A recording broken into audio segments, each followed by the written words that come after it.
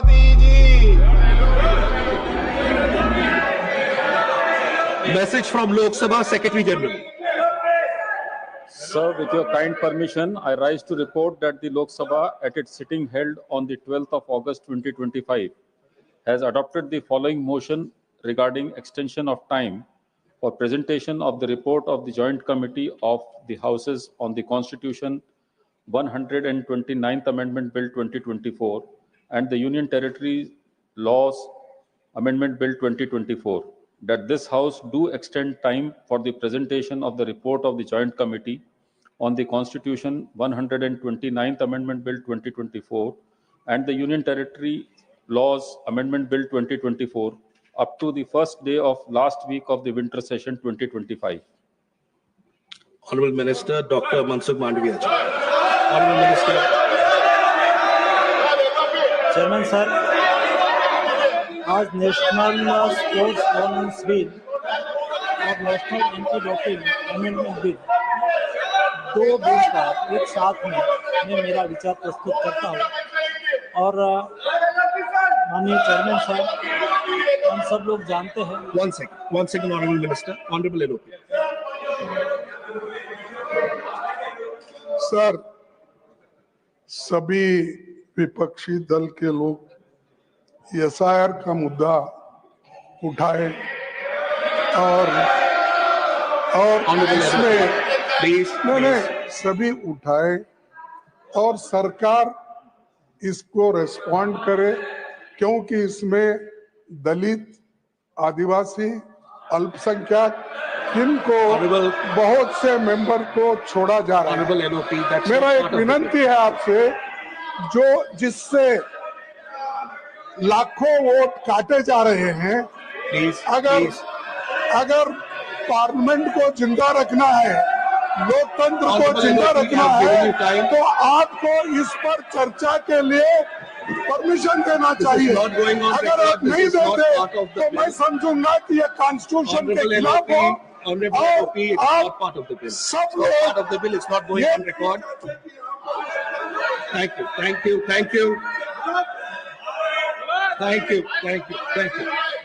दोनों, अरे सुनो, मेरे कुछ परमिशन दी है, मैं बात करता हूँ। सर, मैं यही चाहता हूँ कि हम सभी लोग ये कोशिश कर रहे हैं। अरे आप लोग इसमें क्या अनकॉन्स्टिट्यूशन बात कर रहा हूँ, मैं तो यही बात कर रहा हूँ कि आप इसका सबसे ज्यादा असर गरीब, दलित, आदिवासी, समाज के दूसरे सेक्शन पर पड़ेगा। बिहार से एसआईआर की शुरुआत है, अब बंगाल, आसाम, पूरे देश में यही एक्सरसाइज करने जा रहे हैं। Thank you, Honorable LOP. हमारे पिछले कुछ दिनों से ये स्पष्ट मांग रही है कि एसआईआर पर चर्चा हो। विपक्ष चाहते हैं सदन चले, सभी जरूरी मुद्दों पर चर्चा हो, लेकिन बीजेपी सरकार नहीं चाहती है। और ये नहीं, ये हमेशा चोरी करके सत्ता में आए। चोरी की सरकार है। Honorable LOH. I've given you time, Honorable LOH. Sir,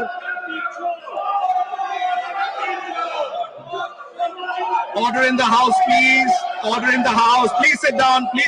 Order in the House, please. Order in the House. Order in the House, please. Order in the House. If you want to leave, leave quietly. Please leave quietly. There's no point of order on the bill. Not point of order in the bill. Honorable LOH. Please, Honorable LOH. Please, let's have order in the House. Let the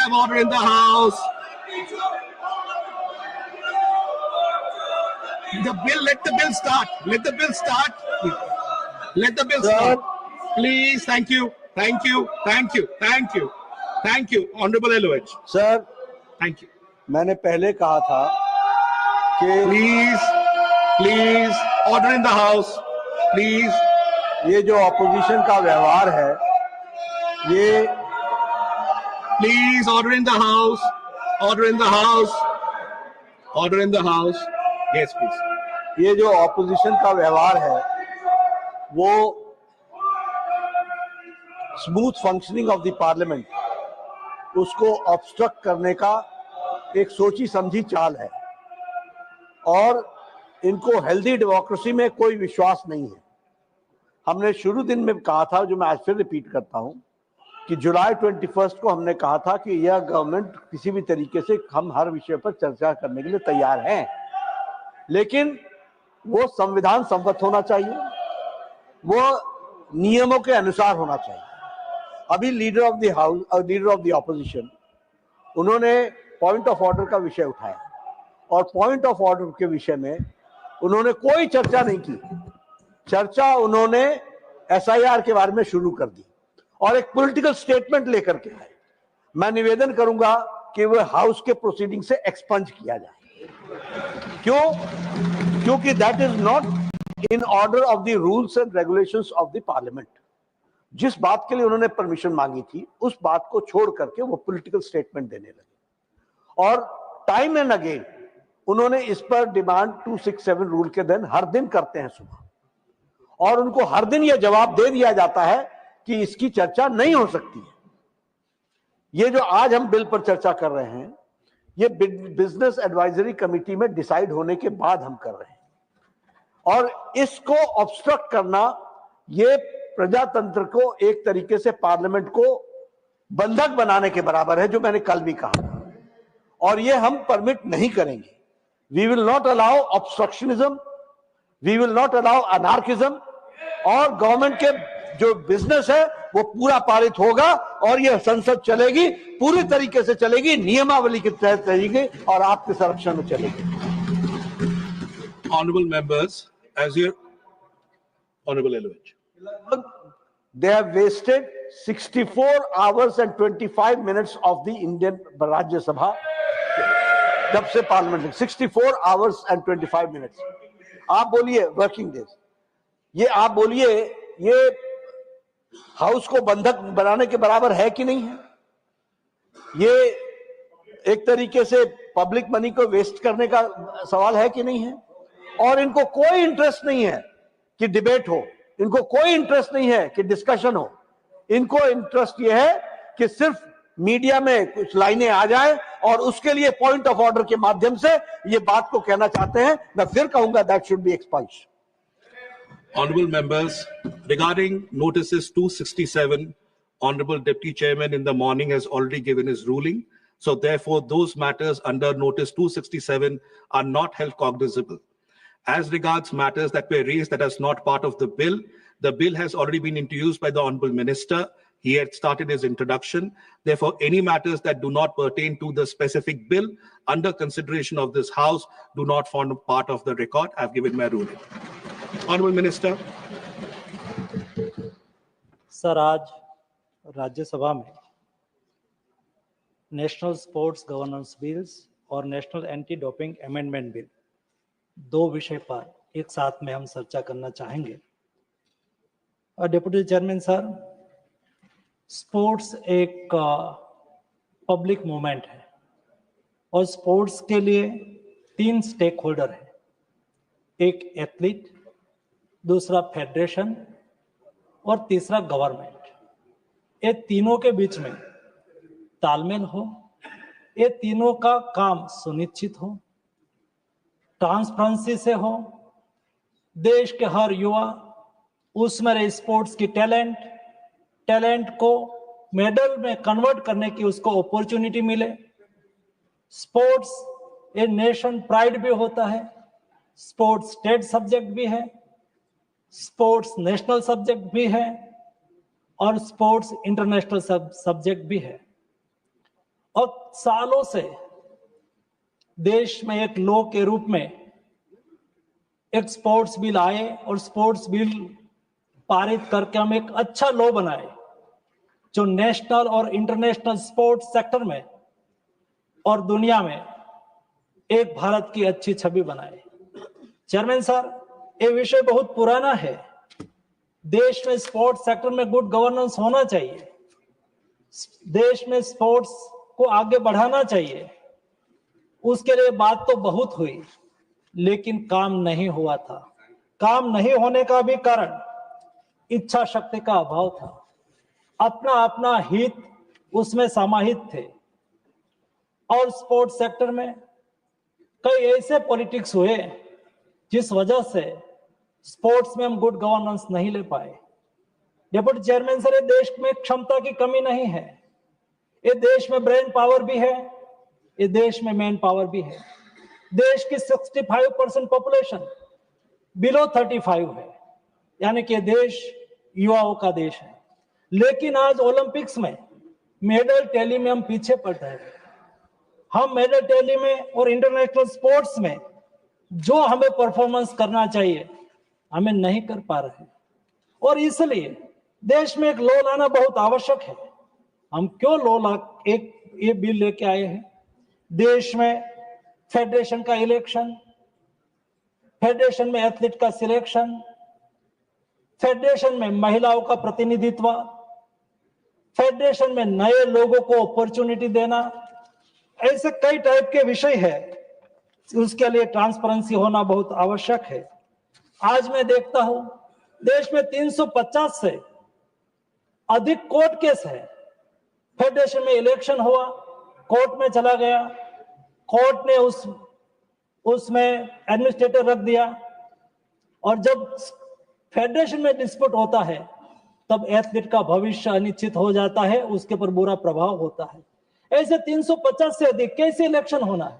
election stage पर, result stage पर, election के प्रारंभिक stage पर बार बार court matter हो जाती है।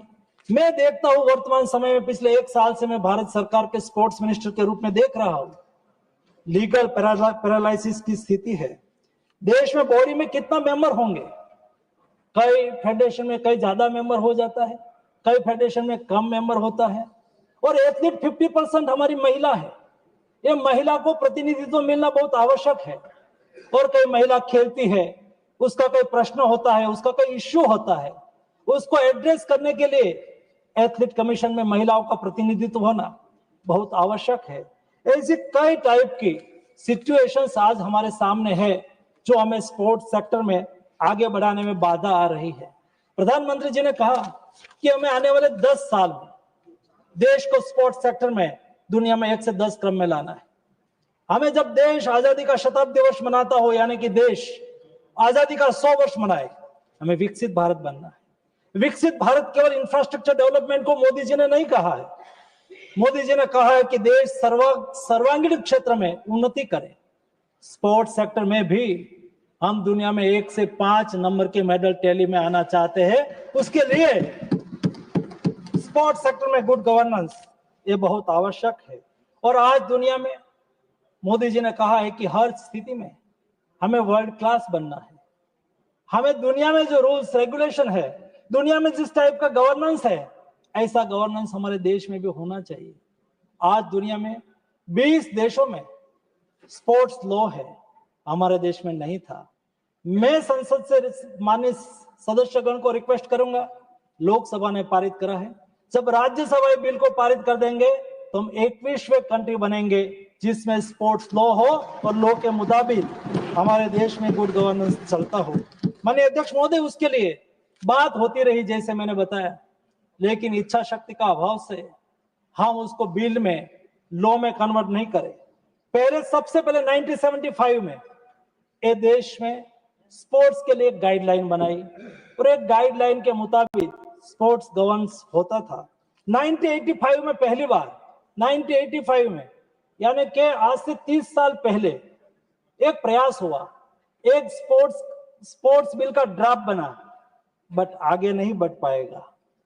2011 में एक स्पोर्ट्स कोड बनाया गया, वो भी कोर्ट में चैलेंज हो गए, उसके पर कोई नतीजा नहीं निकला। 2011 में उसको एक बार कोशिश करी गई कि हम स्पोर्ट्स बिल को कैबिनेट में लाए, लेकिन कैबिनेट तक नहीं पहुंच पाया था।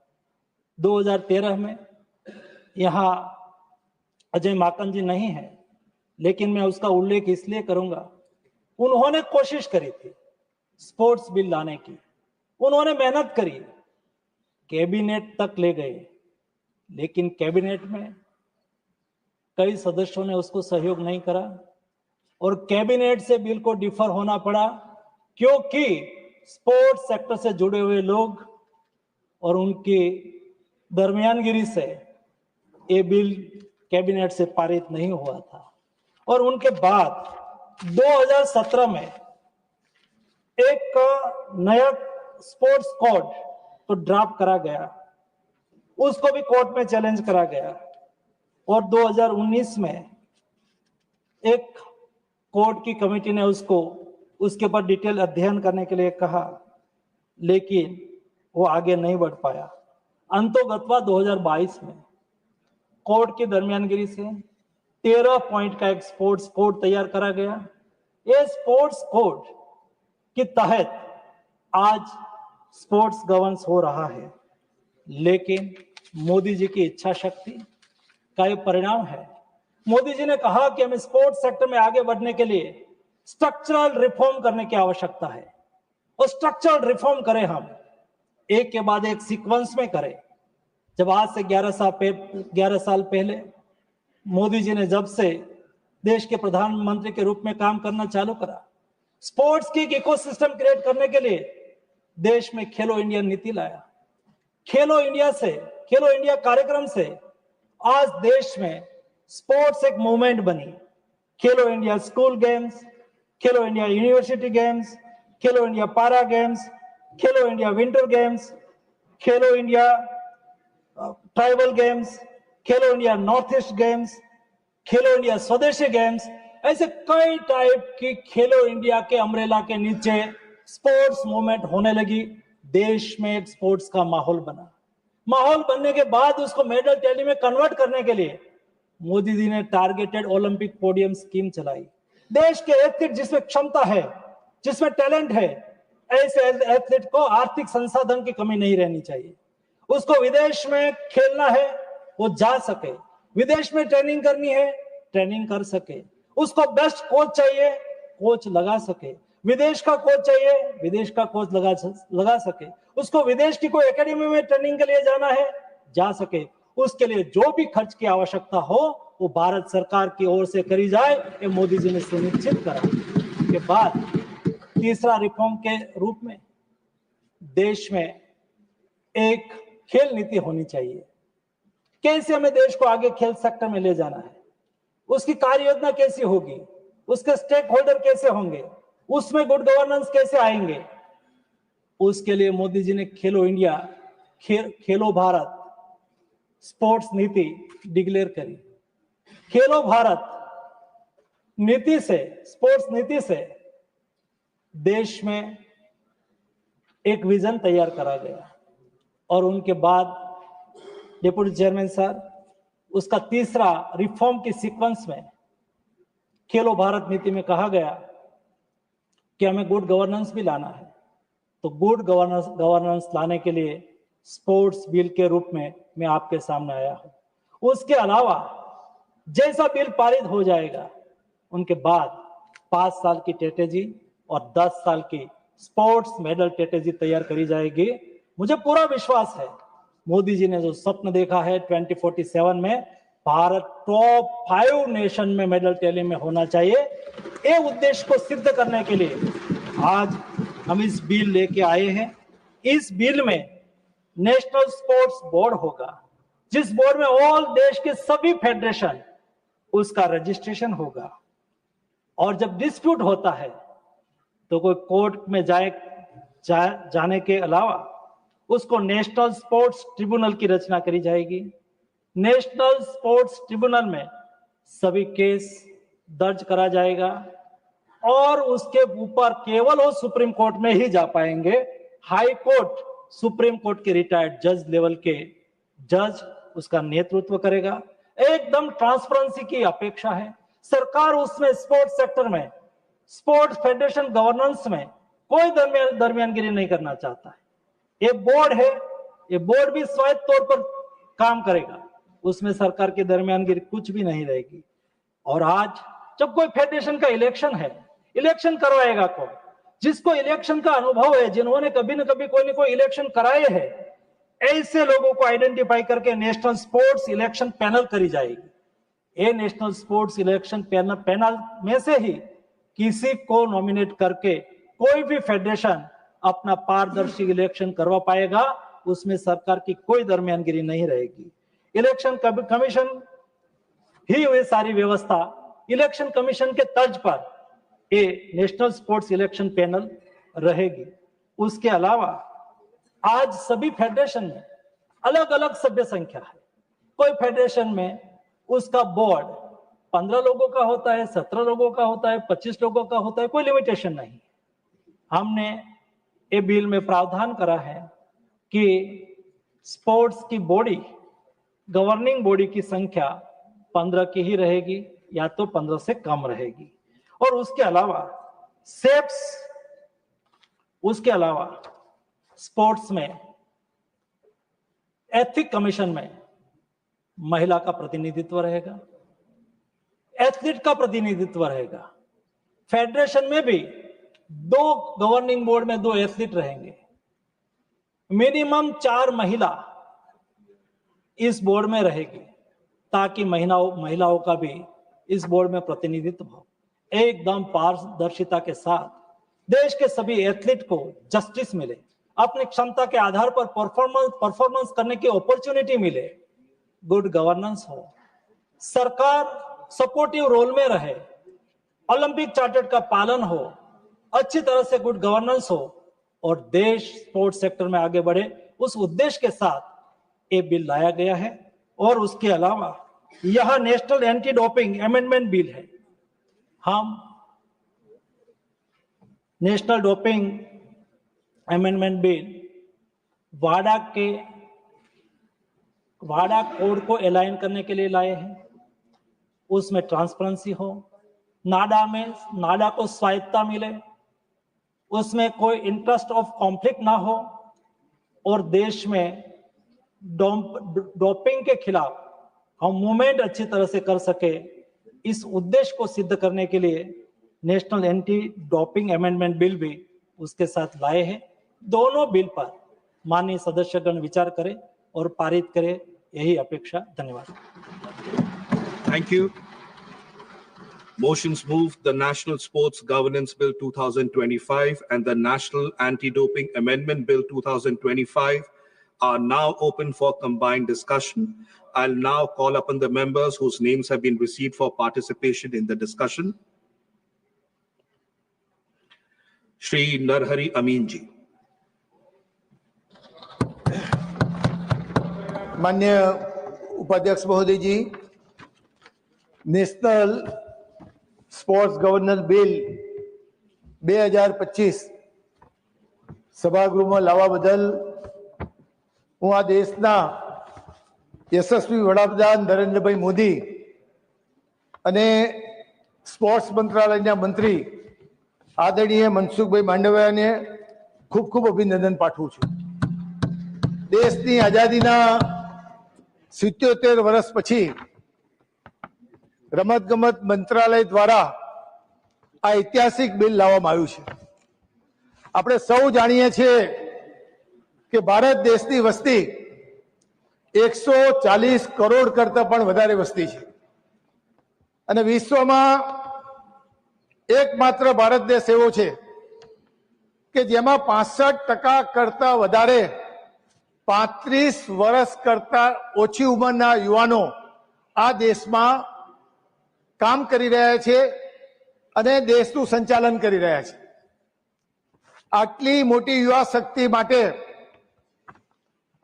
રમતગમતની પ્રવૃત્તિ માટે રાજ્ય સરકાર અને ભારત સરકાર દ્વારા આઝાદીના 77 વર્ષમાં કોઈ વિચાર કરવામાં નથી આવ્યો। છેલ્લા 11 વર્ષથી આ દેશમાં યશસ્વી વડાપ્રધાન નરેન્દ્રભાઈ મોદી વડાપ્રધાન બન્યા અને મને કહેતા આનંદ એટલા માટે થાય છે કે ગુજરાતમાં 2000માં જ્યારે નરેન્દ્રભાઈ મોદી ગુજરાતના મુખ્યમંત્રી બન્યા ત્યારે ખેલો ગુજરાતથી એમને શરૂઆત કરી અને ગુજરાતમાં ગામડાઓમાં વસતા આદિવાસી વિસ્તારમાં, જંગલ વિસ્તારમાં, પહાડી વિસ્તારમાં વસતા યુવાનોને જુદી જુદી રમતના માધ્યમથી લગભગ 50,000 જેટલા ખેલાડીઓને રમતની પ્રવૃત્તિ સાથે જોડવાનું કામ 2000માં નરેન્દ્રભાઈ મોદીએ શરૂઆત કરી હતી. આ બિલ લાવવા પાછળનો રાજ્ય સરકારનો જે મુખ્ય ઉદ્દેશ રહેલો છે એ છે કે નેશનલ સ્પોર્ટ્સ ફેડરેશનમાં ન્યાયિક, નૈતિકતા અને પારદર્શિકતા આવે. આજે માન્ય મંત્રીશ્રીએ વાત કરી કે આ અનેક ફેડરેશનોમાં અનેક વિવાદો ચાલતા હોય છે, કોર્ટોના કેસો ચાલતા હોય છે. આજે રાજ્ય કક્ષા અને રાષ્ટ્રીય કક્ષાના જે જુદા જુદા ફેડરેશનો છે એ ફેડરેશનોમાં 350 કરતા વધારે રાજ્યની કોર્ટોમાં અને સુપ્રીમ કોર્ટોમાં કેસ ચાલતા હોય છે, જેના કારણે અનેક નેશનલ ફેડરેશનમાં વર્ષો સુધી ચૂંટણીઓ થઈ નથી.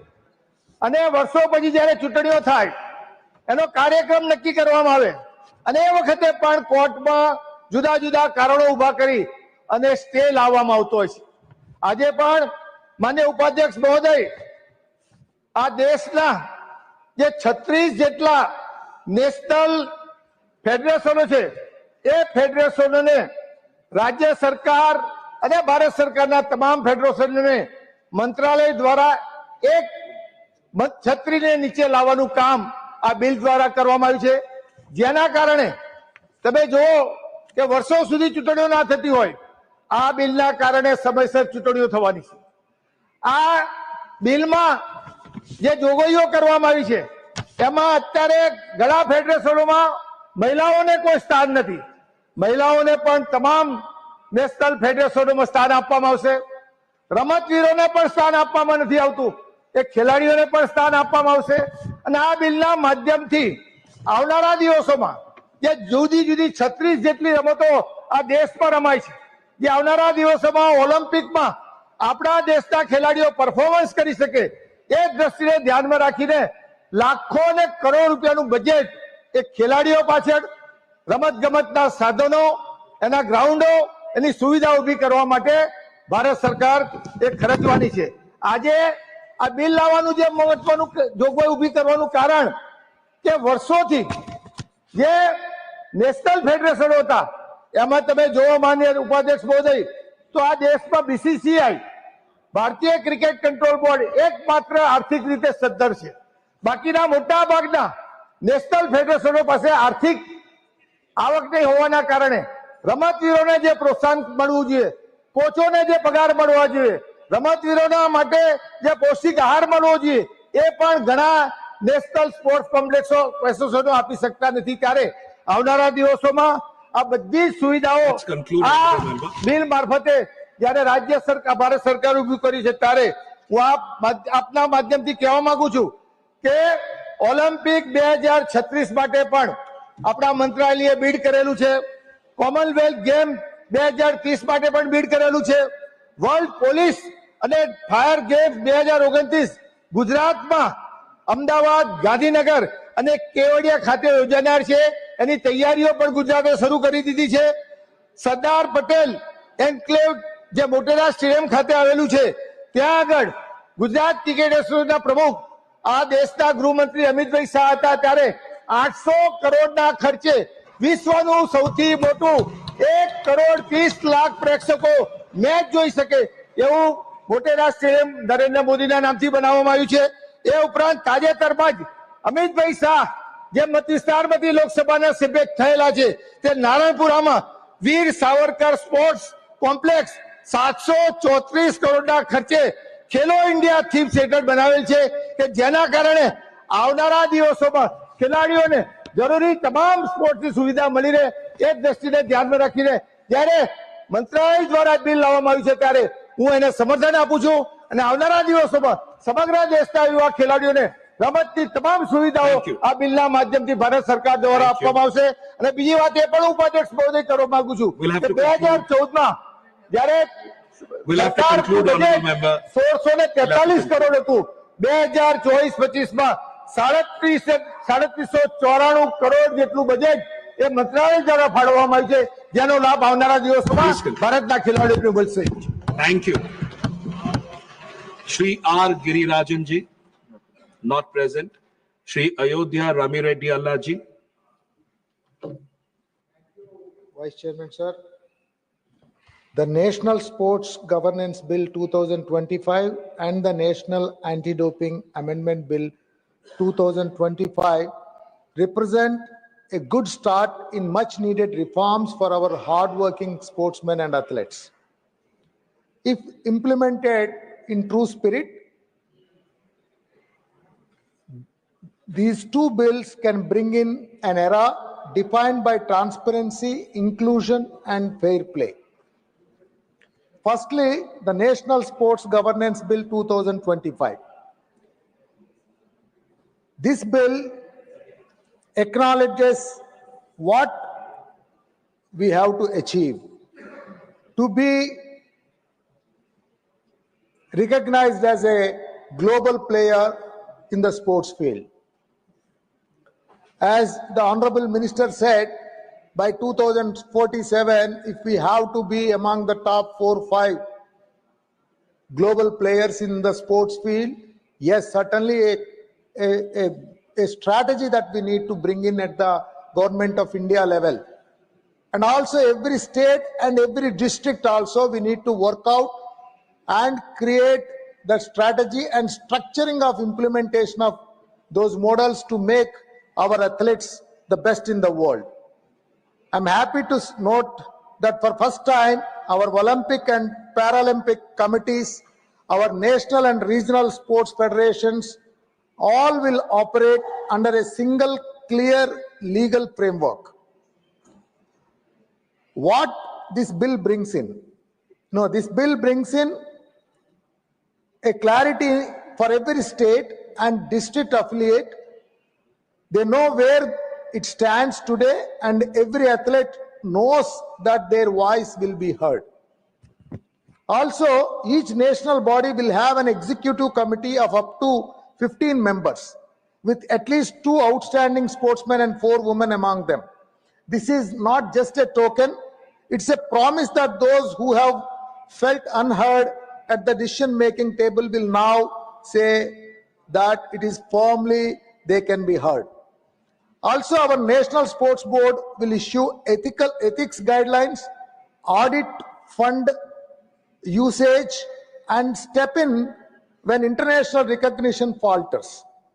No longer these federations will operate in shadows or also avoid critical accountability. When disputes arise, whether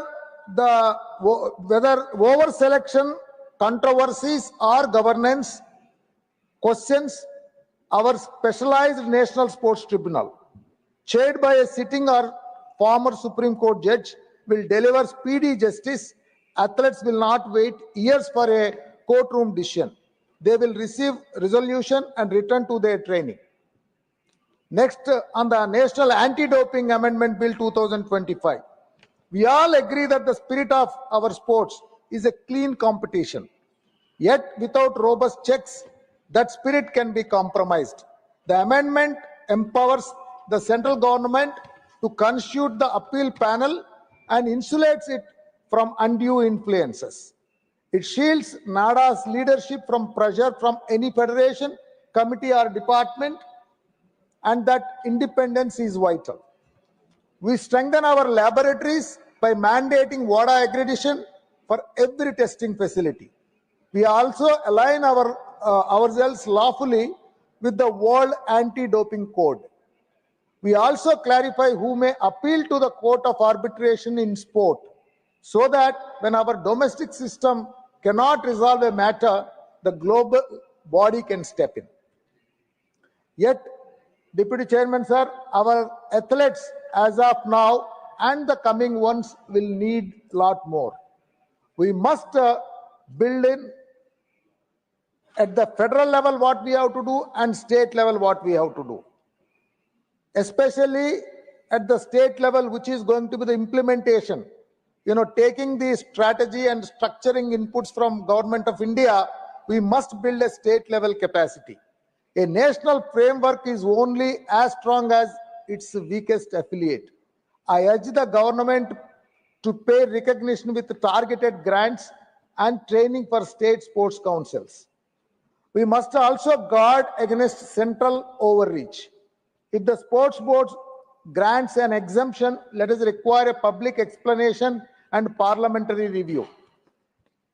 We must nurture the talent from the ground up. I propose district level grassroots sports councils so that every village cricketer and school level runners see a clear path to national trials. And also on anti-doping, strong penalties must be matched by strong education. Let us fund strong workshops and counselings for our athletes who make a first-time mistake.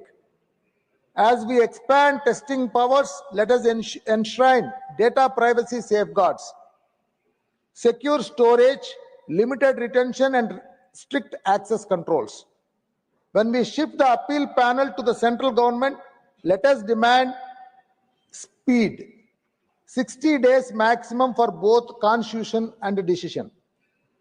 Vice Chairman, sir, with these bills have the potential to improve governance and fairness in Indian sport. Addressing these concerns will ensure that the legislation is balanced, transparent, and effective at every level. From YSR Congress Party and our leader YS Jagan Mohan Reddy, we support this bill subjected to the amendments. We urge the House to consider this bill. We support. Thank you. Thank you. Thank you. Honorable Shri Subhashish Khuntia ji. जय जगन्नाथ। माननीय अध्यक्ष महोदय, सबसे पहले एक national खिलाड़ी को राष्ट्रीय खेल प्रशासन बिल 2025 और राष्ट्रीय डोपिंग रोधी बिल 2025 पर बोलने का मौका देने के लिए मैं आपका आभार व्यक्त करता हूं। माननीय अध्यक्ष महोदय, इन दोनों बिल में कुछ कॉमन चिंताएं भी है।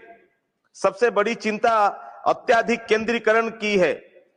Sports regulatory board of India और नेशनल एंटी डोपिंग एजेंसी तथा डिसिप्लिनरी पैनल्स की शक्तियां सेंट्रलाइज्ड होती देख रही है। इससे राज्यों की भूमिका सीमित हो सकती है, जो संविधान के अनुच्छेद 246 के अनुसार भारत के फेडरल स्ट्रक्चर के अनुकूल नहीं है सर। दूसरी चिंता खेल संघों के ऑटोनॉमी को लेकर है सर।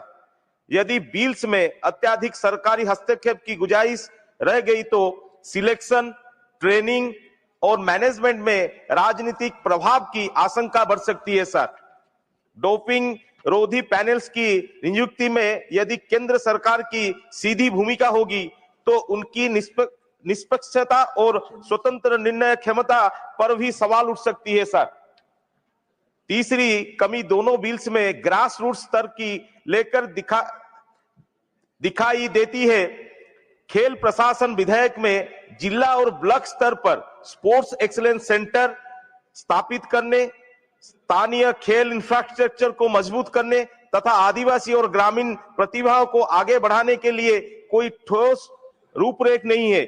साथ ही आजकल बढ़ते जुआ और सट्टेबाजी का सीधा असर खिलाड़ियों पर पड़ रहा है, जो कई बार डोपिंग जैसे गलत रास्ते की ओर धकेल देते हैं। इसे रोकने की कोई स्पष्ट दृष्टि नहीं है सर। इन विधेयकों में खिलाड़ियों के लिए एजुकेशन, अवेयरनेस और रिहैबिलिटेशन जैसे मानवीय पहलुओं के नजरअंदाज किया गया है सर। माननीय अध्यक्ष महोदय, मैं इस अवसर पे उड़ीसा के उदाहरण को सामने लेना चाहूंगा, जहां हमारे प्रिय नेता और पूर्व मुख्यमंत्री श्री नवीन पटनायक जी के नेतृत्व में खेलों को लेकर एक एग्जाम्पलरी मॉडल तैयार किया गया। 2017 वर्ष में जब अन्य राज्यों ने एशियन एथलेटिक चैंपियनशिप आयोजित करने में असमर्थ जताई थी, तब उड़ीसा सरकार ने मात्र 90 दिनों में उसे सफलतापूर्वक आयोजित किया सर। इसके पश्चात 2 बार पुरुष हॉकी वर्ल्ड कप का आयोजन कर उड़ीसा ने विश्व खेल मानचित्र पे अपनी मजबूत उपस्थिति दर्ज कराई। कलिंग स्टेडियम, राउरकेला का नया स्टेडियम और गांव-गांव तक पहुंचती रेल खेल इंफ्रास्ट्रक्चर इस प्रयास का प्रत्यक्ष प्रमाण है सर। उड़ीसा मंडल यह दर्शाता है कि जब राज्य सरकार को खेल नीति और आयोजन में ऑटोनॉमी मिलती है तो वह न केवल नेशनल बल्कि इंटरनेशनल स्तर पर भी एक्सीलेंस दिखा सकती है सर। इसीलिए यह जरूरी है कि इन बिल्स में राज्य सरकार को बराबर की साझेदार के रूप में मान्यता दी जाए सर।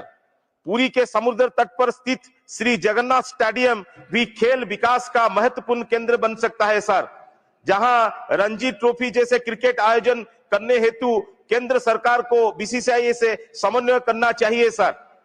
साथ ही पुरी की पारंपरिक मल्ल युद्ध रेसलिंग परंपरा को यही आधुनिक खेल ढांचे के साथ विकसित किया जाए, क्योंकि हाल ही में इसका हॉस्टल कटक ट्रांसफर कर दिया है और खिलाड़ियों की स्थानीय पहुंच प्रभावित हो रही है sir.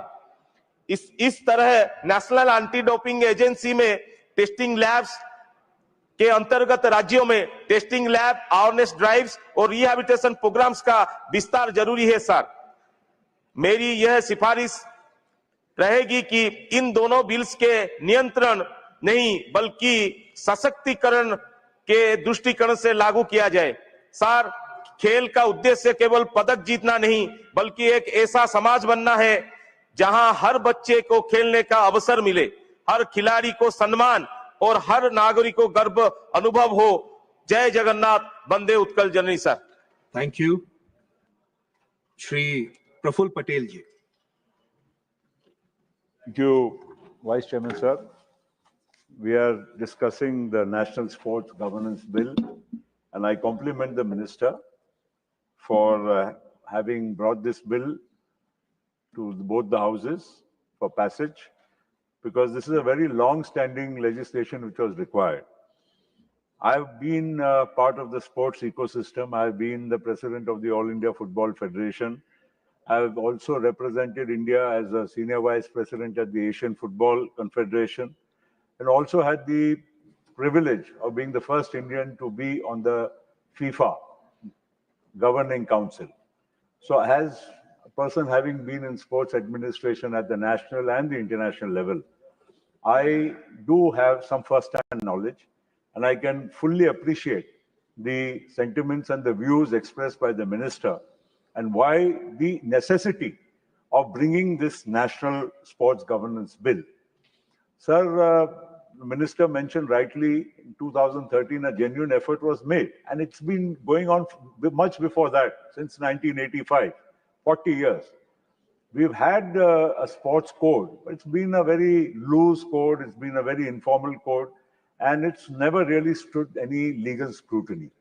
And that is why there was a need for a comprehensive legislation. And as the minister rightly pointed out, in 2013, when this was being sought to be passed, I was also part of the government.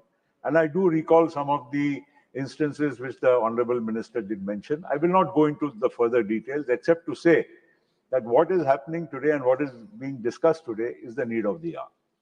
Sir, all sports federations, say one thing we must admit, have been, having many difficulties, including financial. The biggest sport in our country is cricket, undoubtedly. And for that, the BCCI is a very self-sustained, self-sufficient body. And one of the reasons we cannot also just say BCCI has got money. BCCI has worked hard towards it.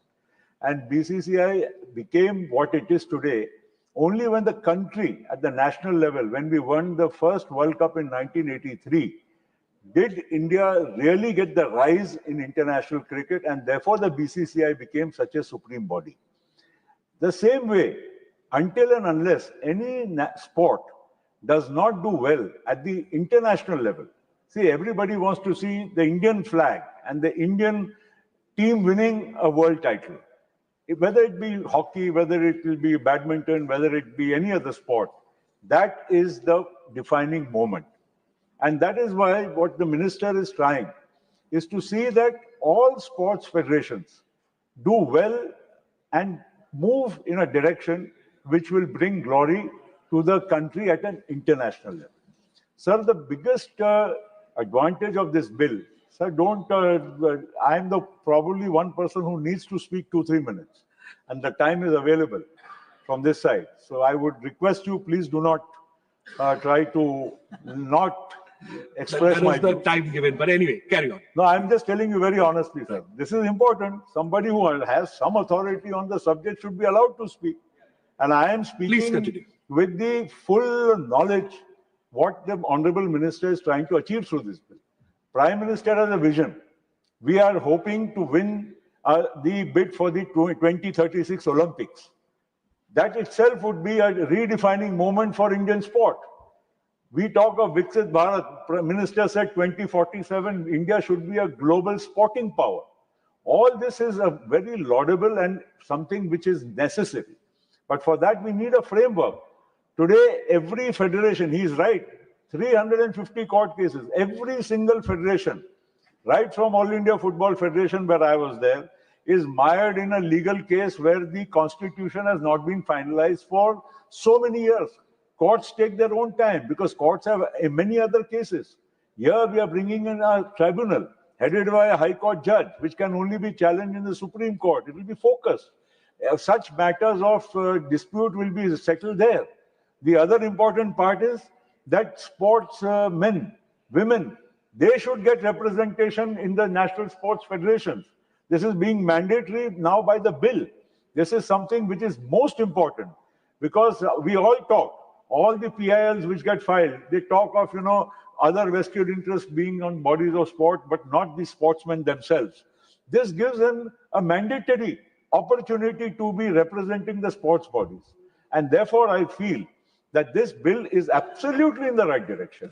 And we need to have, if sports in this country is to achieve glory far beyond cricket. Today, we have individual achievements, but we have very few collective achievements. And that is why, Vice Chairman, sir, this bill is very important. Even the other bill about doping, that also we are, as a nation, we compete in international events. We have to bring our laws, our regulations on par with the rest of the world. And therefore, it is very imperative that this bill be passed with the fullest support of everybody present here. And I compliment the Prime Minister for having this vision to have a national sports governance bill. And I also am very happy that we have a minister. Mansukh Bhai is one person who understands, he's taken pains. It's not just about being a minister. उन्होंने व्यक्तिगत इस ओर में बहुत लोगों से बातचीत की, लोगों से मंथन किया, स्पोर्ट्समैन से किया, अलग अलग जो स्टेक होल्डर्स हैं उनसे बातचीत की. उसके बाद में ये कॉम्प्रिहेंसिव बिल लाने का काम मनसुख भाई ने किया. आपको भी अभिनंदन, सरकार को, प्रधानमंत्री जी को अभिनंदन, और आप सभी को मेरा निवेदन है कि ये बिल की बहुत जरूरत है, इसको हम सब साथ करें. Thank you. Doctor Bhim Singh ji. माननीय सभापति महोदय, एक कवि ने लिखा है कि पत्थर से हो मांसपेशियां, लोहे से भुजदंड है, नस नस में हो लहर जो इसकी तभी पर जवानी पाती जाए. इसी मनसा के साथ यह विधेयक माननीय खेल मंत्री जी ने लाया है. यह विधेयक, जो दोनों विधेयक पेश किए गए, दोनों विधेयक शानदार हैं, लेकिन मैं अपने को राष्ट्रीय खेल शासन विधेयक पर ही सीमित रखूंगा. महोदय, मैं विधेयक के समर्थन में बोलने के लिए खड़ा हूं. विधेयक काफी सोच विचार कर लाया गया है. सभी स्टेक होल्डर से व्यापक चर्चा की गई है. विधेयक में खेल से संबंधित विभिन्न पहलुओं पर विचार किया गया है और उसे शामिल किया गया है. इसलिए विधेयक अभूतपूर्व है. अभूतपूर्व है क्योंकि इसके पहले देश या दुनिया में कहीं भी खेल से संबंधित कोई कानून मौजूद नहीं है. तो इसलिए जहां मोदी सरकार कई क्षेत्रों में चौका मार रही है, छक्का मार रही है, वहां आज खेल के दुनिया में भी सिक्सर मारने का काम किया है. महोदय, एक जमाना था जब कहा जाता था कि खेलोगे कूदोगे होगे खराब और पढ़ोगे लिखोगे होगे नवाब. लेकिन वो जमाना नहीं रहा. आज खेल एक शक्ति के रूप में है. और जैसा हम जानते हैं कि दुनिया में हमारा खेल के दुनिया में स्थान थोड़ा नीचा है. मोदी सरकार चाहती है कि इस खेल के दुनिया में भी हम और भी ऊंचे स्थान पर जाएं. इसलिए आज परिवार का भी नजरिया बदल गया है, व्यक्ति का नजरिया बदल गया और सरकार का तो पूरा नजरिया बदल गया है। कांग्रेस पार्टी की जब सरकार थी उस समय कॉमनवेल्थ गेम्स हुआ था। स्मरण होगा माननीय सदस्यों को कि CWG गेम्स में कितना बड़ा व्यापक घोटाला हुआ था। 70,000 करोड़ रुपए तक का घोटाला का, और कौन किया? तो सुरेश कलमाडी जो कांग्रेस पार्टी के नेता हुआ करते थे, उनके नेतृत्व में इतना बड़ा घोटाला हुआ। इसलिए इस शरीर को मजबूत करता है, खेल शरीर को मजबूत करता है और शरीर सभी धर्मों का पालन करने में हमारी सहायता करता है। शरीर माजंग खलु धर्म साधनम, यानी कि शरीर से ही हम सभी धर्मों का पालन करते हैं, धर्मों यानी कर्तव्यों का पालन करते हैं। महोदय, ऐसी ही परिस्थिति में जो मौजूदा बिल पेश किया गया है, प्लीज कंक्लूड। इस बिल के जी कंक्लूड करें, आपका समय खत्म हो रहा है। हो गया? नहीं, कंक्लूड करें, 30 सेकंड्स। नहीं तो छोड़ दीजिए, इतना से क्या होगा। देखिए महोदय, मैं शांतिपूर्वक एक बिल विधेयक आया, दूसरा विधेयक मैं कभी नहीं बोला, लेकिन आज बोलने के लिए खड़ा हुआ तो आपकी पार्टी से ही मिला है समय। नहीं, धन्यवाद। Thank you. Shri Satnam Singh Sandhu ji, you have 3 minutes. सभापति जी, आपने मुझे इस बहुत ही ऐतिहासिक मौके पर बोलने का अवसर दिया है। माननीय सभापति जी, हमारा देश भारत विश्व की यंगेस्ट नेशन है और ये बिल हमारे देश के करोड़ों नौजवानों की भावनाओं से जुड़ा हुआ है। तो मैं इसके लिए माननीय प्रधानमंत्री जी के प्रति आभार प्रकट करना चाहूँगा, जिनके बारे ये माना जाता है कि देश को बड़े सपने देखने माननीय प्रधानमंत्री नरेंद्र मोदी जी ने सिखाए हैं। और जब हम इस बिल के माध्यम से प्रधानमंत्री जी के विजन को समझने की कोशिश कर रहे थे, जब माननीय मंत्री महोदय इसके बारे विस्तार में बता रहे थे, तो 3 बड़े सपने आदरणीय प्रधानमंत्री जी ने हमारी नेशन के लिए हमारे सामने रखे हैं। 2036 में ओलंपिक्स की मेजबानी करना एक बड़ा सपना है जो आदरणीय प्रधानमंत्री जी ने देश के सामने रखा है। और दूसरा बड़ा सपना वर्ल्ड के टॉप 5 नेशंस में स्पोर्ट्स में भारत को लेके आना, ये दूसरा बड़ा सपना है। और तीसरा बड़ा सपना और बहुत ही अहम सपना जो आदरणीय प्रधानमंत्री जी ने हमारे देश को दिया है, वो है विमेन लेड स्पोर्ट्स का सपना। ये पहली बार होगा कि स्पोर्ट्स मैनेजमेंट में हमारे देश की बेटियों को, हमारी देश की बहनों को बराबर का मौका दिया जाएगा। और मैं समझता हूं कि आदरणीय प्रधानमंत्री जी ने देश को बड़े सपने देखना सिर्फ सिखाया नहीं, उसको हकीकत में प्राप्त कैसे करना है, अचीव कैसे करना है, वो इस बिल के माध्यम से उन्होंने बता दिया कि बड़े सपने देख के अचीव कैसे करने हैं। और मुझे लगता है कि ये तीनों बड़े सपने जो हमारे आदरणीय प्रधानमंत्री जी ने हमें दिए हैं, इस बिल के माध्यम से वो पूरे होंगे। और मैं अपनी ओर से, खास करके मैं पंजाब की धरती से आया हूँ, पंजाब की वो धरती जिसने हमेशा ही देश के स्पोर्ट्स का गर्व बनाने में सबसे बड़ा योगदान दिया है। मैं पूरे पंजाबियों के तौर से इस बिल का समर्थन करता हूं। बहुत बहुत धन्यवाद। Thank you. माननीय श्री जयंत चौधरी जी। धन्यवाद सभापति जी। मैं खेल मंत्री भारत सरकार में मनसुख मांडविया जी को खास तौर से, जो उन्होंने एक साहसी पहल और प्रयास किया है और इस सदन में एक व्यापक मसौदा तैयार किया, मैं धन्यवाद देता हूं। देश के युवा शक्ति के तरफ से एक आभार भी व्यक्त करना चाहता हूं भारत सरकार को। मैं भी एक मंत्री के नाते उस सरकार में हिस्सा हूं। ये इस सदन में हमने देखा है कई बार कानूनी सुधार के दृष्टि से जो पुराने कानून है उसमें हम संशोधन लाते हैं, लेकिन ये कोई पीस मील चेंज या परिवर्तन नहीं है। ये होलसेल रेवोल्यूशनरी एक चेंज है, एक नई क्रांति लाने वाला कानून का तैयार किया गया मसौदा। जैसा कि अभी प्रफुल्ल जी कह रहे थे, इसमें कई तकनीकी पहलू हैं, कई कारण है कि ये बात यहाँ तक पहुंची। जो एसोसिएशंस में मिस गवर्नेंस हो रहा था, लीगल लॉन्ग स्टैंडिंग इश्यूज चल रहे थे, और जिस कारण से खेल का विकास रुक रहा था, जिस कारण से एक युवा भारत में जो युवा एक सामर्थ्य है, जो प्रतिभा है, टैलेंट है, मेहनत है, वो विश्व पटल पे निखर के नहीं पहुंच पा रही थी, उसमें सुधार लाने के लिए कानून लाया गया है। और मैं मानता हूं कि अब तक कई एसोसिएशन में जो देश का अनुभव रहा है कि वो नेता आधारित एसोसिएशन, कुछ नेताओं के एम्बिशन के इर्द गिर्द रहने वाले संगठन के रूप में उनको आम जनता देखने लगी थी। अब नेता से हट के नियम और नीति आधारित होंगे और पूरा उनका नियंत्रण और नेतृत्व खिलाड़ी और पूर्व खिलाड़ियों के हाथ में होगा। साथ ही जो हमारे पैरा एथलीट्स हैं, जो स्पेशल ओलंपिक्स में भाग लेते हैं, जो हमारी विमेन एथलीट्स से आधी आबादी है, उनके सम्मान में यह कानून का प्रस्ताव लाया गया है।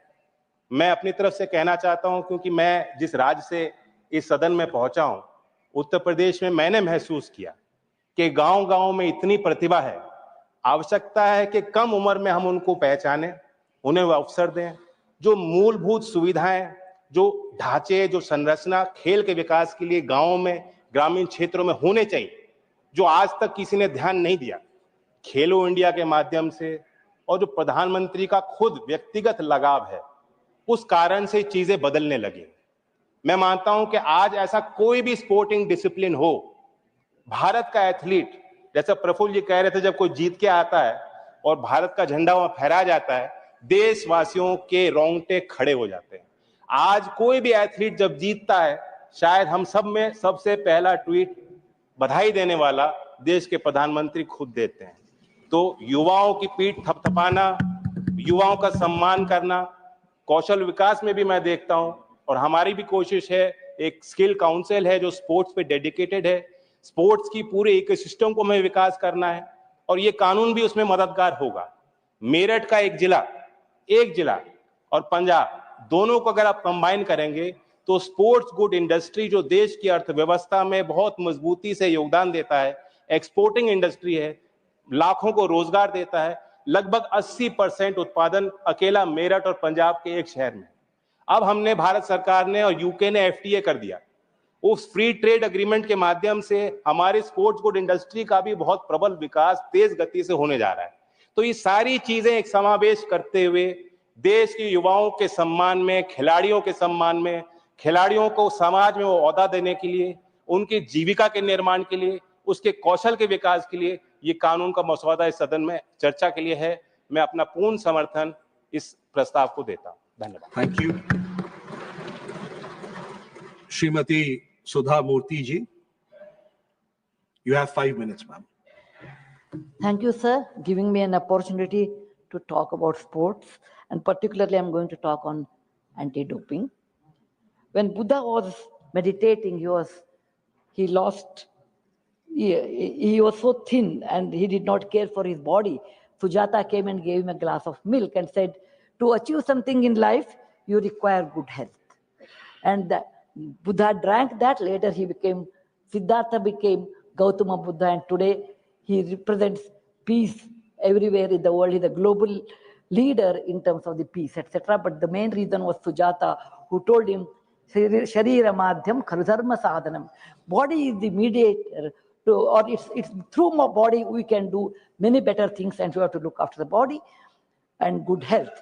India is very fortunate. We have a great majority of the youths are in our country, and the wealth of a youth is good health. So to have a good health, you require to play sports. It is one of the essential thing in life to play outside, to play games. Even in terms of psychology, endorphins will release.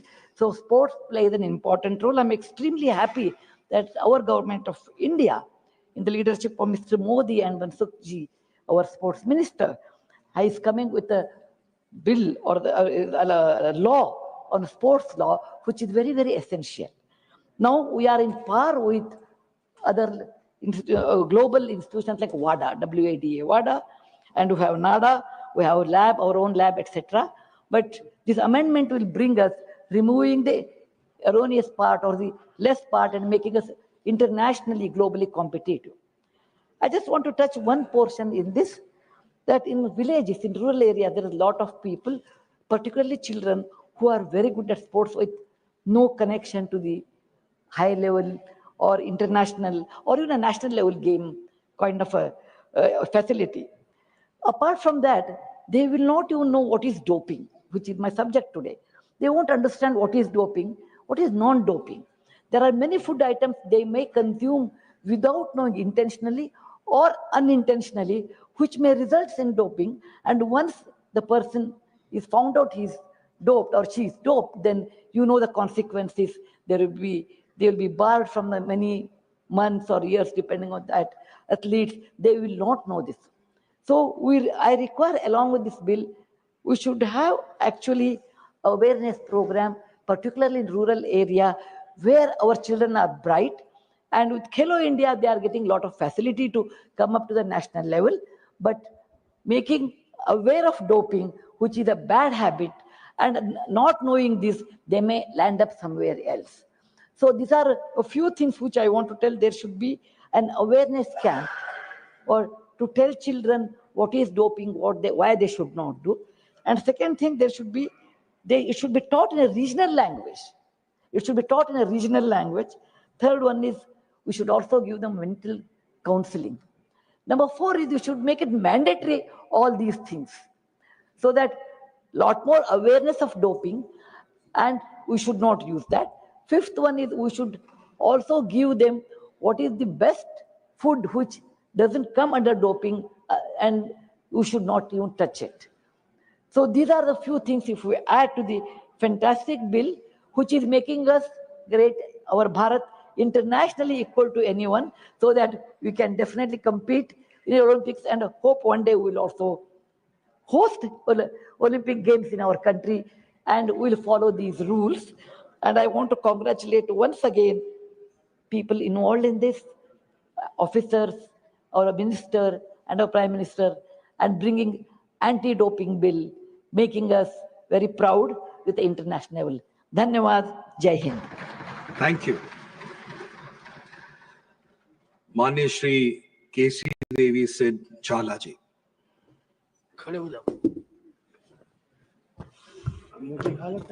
You have 3 minutes. Just 3 minutes, okay, sir. धन्यवाद उपसभापति महोदय. महोदय, आपने इस महत्वपूर्ण bill pay बोलने का मुझे मौका दिया है, उसका मैं आपका धन्यवाद करता हूं. साहब, इस देश का नेतृत्व जब मोदी साहब ने संभाला 2014 में, तब हर एक वर्ग, हर एक विस्तार, हर एक विषय के लिए प्लानिंग करी उन्होंने. जब उन्होंने देश का फ्यूचर रोड मैप उन्होंने तैयार किया, तब हमारे देश के अंदर पूर्व की सरकारों ने कभी भी खेल की दुनिया में डेवलपमेंट करने का कभी विचार नहीं किया.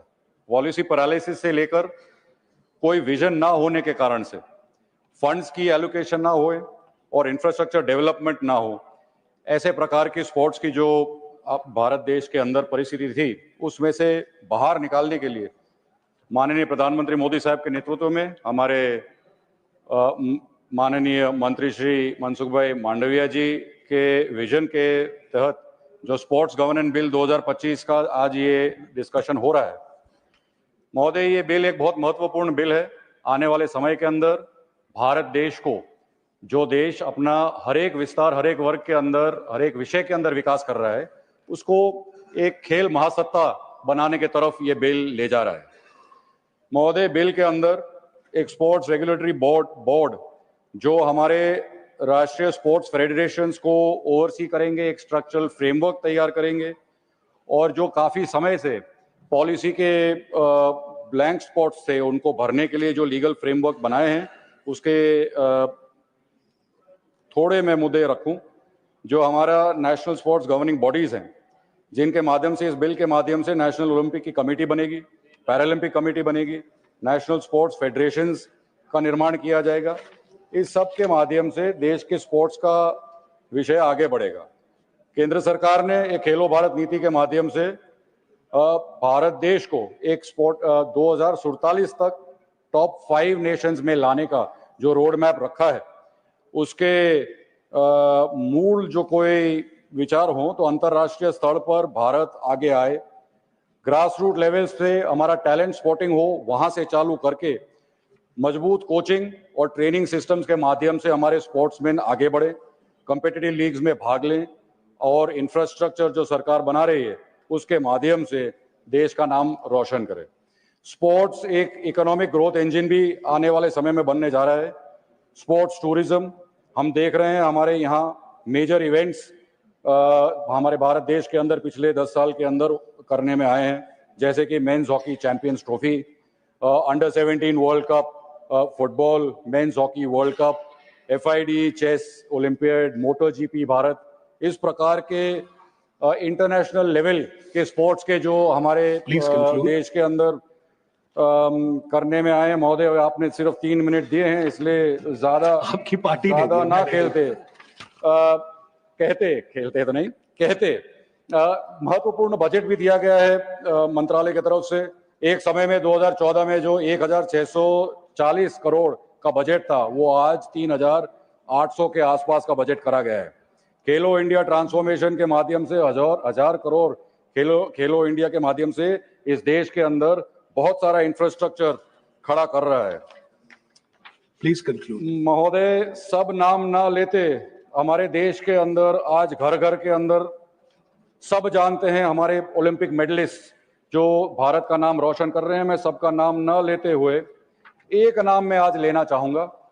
हमारे जम्मू कश्मीर विस्तार से एक 18 साल के हमारे world first female armless archer Shri Sheetal Devi ji, हम सब ने उनको भारत का नाम रोशन करते हुए देखा।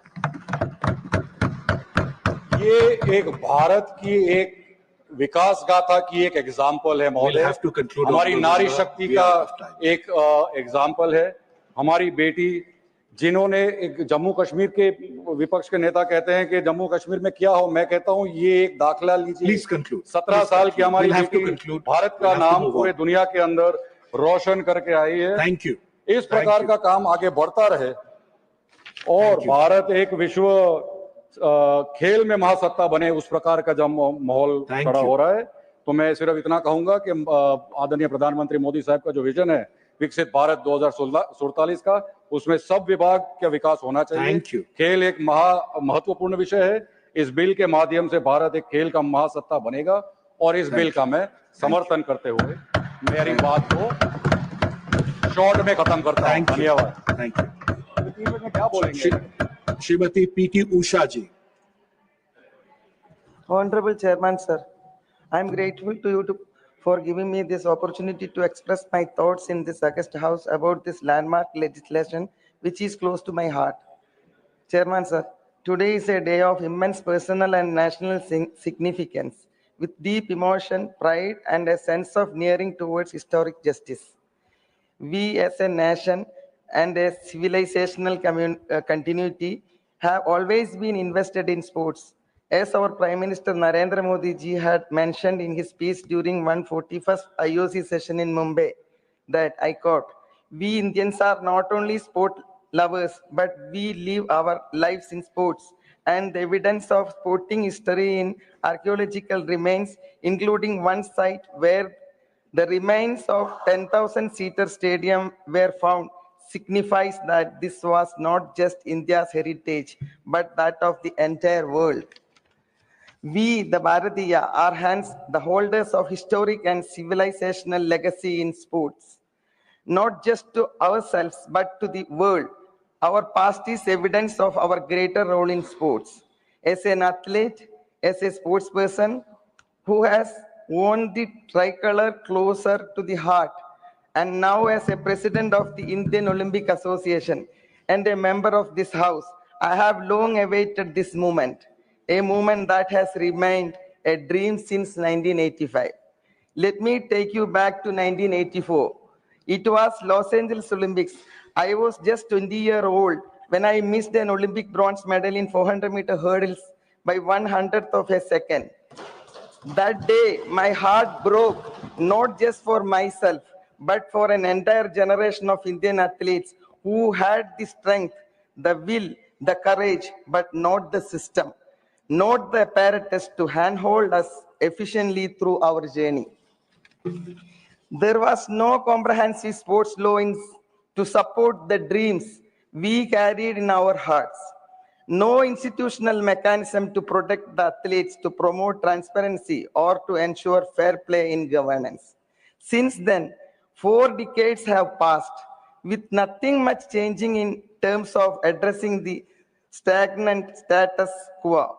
For 40 years, many of us in the sporting fraternity have hoped, prayed, and worked tirelessly for promulgating the legislation that would place the athlete at the very center of India's sporting ecosystem that is rightful, natural, and justified.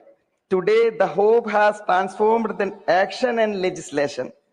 I congratulate the Honorable Prime Minister Sri Narendra Modi ji, the Sports Minister Marsukh Mandavia ji, and the government for presenting a visionary and long overdue framework in the form of National Sports Governance Bill 2025. This will usher in accountability, transparency, gender parity, and a merit-based approach in how sports federations function in our country. It will empower athletes, make governance athletic-centric, and build confidence among sponsors, federations, and international partners. This bill is not beyond governance. It is about justice and fair play. It is about ensuring that every young girl from village in Kerala or a boy from mountains of Himachal dreaming of participating in the Olympics will have a system that believes in them, encouraging and supporting them as much as they believe in themselves. Honorable Chairman, sir, this legislation comes at the time when India is dreaming big, dreaming Olympic, dreaming for its rightful share in the global sporting fraternity. Under the visionary leadership of Honorable Prime Minister Sri Narendra Modi ji, India has set its sightful one hosting in 2036 Olympics. In 1 more minute. Please. I would again quote the Honorable Prime Minister that I quote, sport is not a medium of winning medals, but it is a medium to win people to heart. Sport belongs to everyone. It is for everyone. Sport not only creates champions, it also promotes peace, progress, and wellness, and a very strong and empowered medium for connecting the world. For Bharat, this is not just a bid. It is a declaration of her capabilities and a clarion call for diplomacy through sports. Our Olympic bid is also an emphatic declaration that Bharat is ready, capable, and determined to take its rightful place on the global sporting stage. This bill is a critical pillar of that grand vision. Without robust governance and well laid out statutes, the dream of hosting the Olympics and emerging as global sporting powerhouse would remain incomplete. It is this government commitment to the Vikasit Bharat, a developed India, that truly reflects in this legislation. Let us not see this only as a legal framework. Let us see this as a moral promise, a promise that athletes will no longer be let down by the opaque system or internal politics. That talent will be celebrated, not sidelined. That India will not just participate, but compete, win, and lead. Honorable member. One more. As someone who once ran a barefoot on a clay track and who now stands here in Parliament with the responsibility of representing both athletes and citizens, I can say with full conviction, this bill will change lives. Let me also bring out the needs for most critical segment in sports administration and fair conduct. That is the need for a very strong and resolute legislation on anti-doping mechanisms. The National Anti-Doping Amendment Bill 2025 has assured NADA's operational independence and the creation of National Board for Anti-Doping in Sports with powers to oversee NADA and advise the government to anti-doping rules. We have entered a new era where the effective curbing of the menace of doping can be independently addressed. Let me also state that it is through such effective legislation that we can improve our image and evolve as a sporting superpower by bringing in a new culture of clean sport, and our commitment to clean athletics can be achieved by adhering to stringent regulations. I would also like to point out that stringent measures are now taken to ensure dope-free athlete and dope-free Bharat, so that our dream of hosting the Olympic is paved smooth by cleaning up the sports sector by the landmark legislations. In conclusion, I thank Honorable Minister Sri Narendra Modi ji and Sri Mansukh Mandavia ji and the Government of India for listening to the voice of the athletes, past and present. I thank my fellow members for overwhelming support this bill has received. And I say to every young athlete watching today, आपका समय आ गया है, your time has come.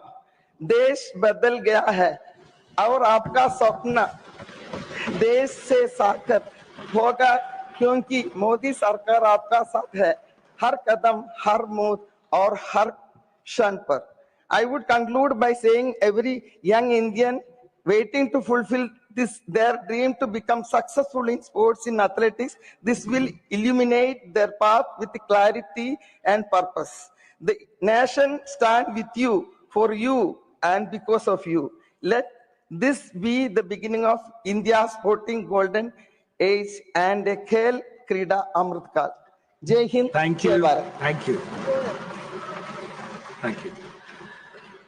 Dr. Parmar Jashwant Singh Salam Singh. Thank you, Honorable Vice Chairman, sir. I rise to speak on the National Sports Governance Bill 2025, a landmark step in India's journey towards transparent, accountable, and athlete-centric sports governance. Sir, under the visionary leadership of Honorable Prime Minister Sri Narendra Modi ji, the last 11 years have seen a revolution in India's sports ecosystem, from state-of-the-art infrastructure, increased budgetary commitment, and talent grooming from the remotest corners, preparing India for hosting mega events like upcoming Under-20 Athletics Championship and potentially the 2036 Olympics. Sir, why this bill is necessary? The existing National Sports Code of 2011 was only a set of guidelines, not a binding law. Many national sports federations ignored these mandates, delaying elections, excluding sportspersons from decision-making, and failing to submit audited accounts. This opened the door to political interference and financial opacity. Sir, we must not forget the painful lessons of the past. In 2012, under the Congress-led government, the Indian Olympic Association was suspended by the International Olympic Committee for violating the Olympic Charter. Indian athletes had to compete under a neutral flag, a moment of deep shame for the nation. Scandals like the 2010 Commonwealth Games further tarnished our global reputation. Sir, the salient features of the bill creates a national sports board to oversee governance of all recognized sports bodies, including the BCCI for the first time, ensuring uniformity, transparency, and accountability. It empowers the board to suspend or derecognize anybody that fails to publish audited accounts, misuse public funds, or neglect timely elections. Importantly, Section 115(2) designates recognized sports organizations as a public authorities under the RTI Act 2005, enabling citizens to hold them accountable. Sir, the bill mandates every national sports federation to form the athletes committee so that the sports persons have a legitimate voice in governance with the representation on executive committees.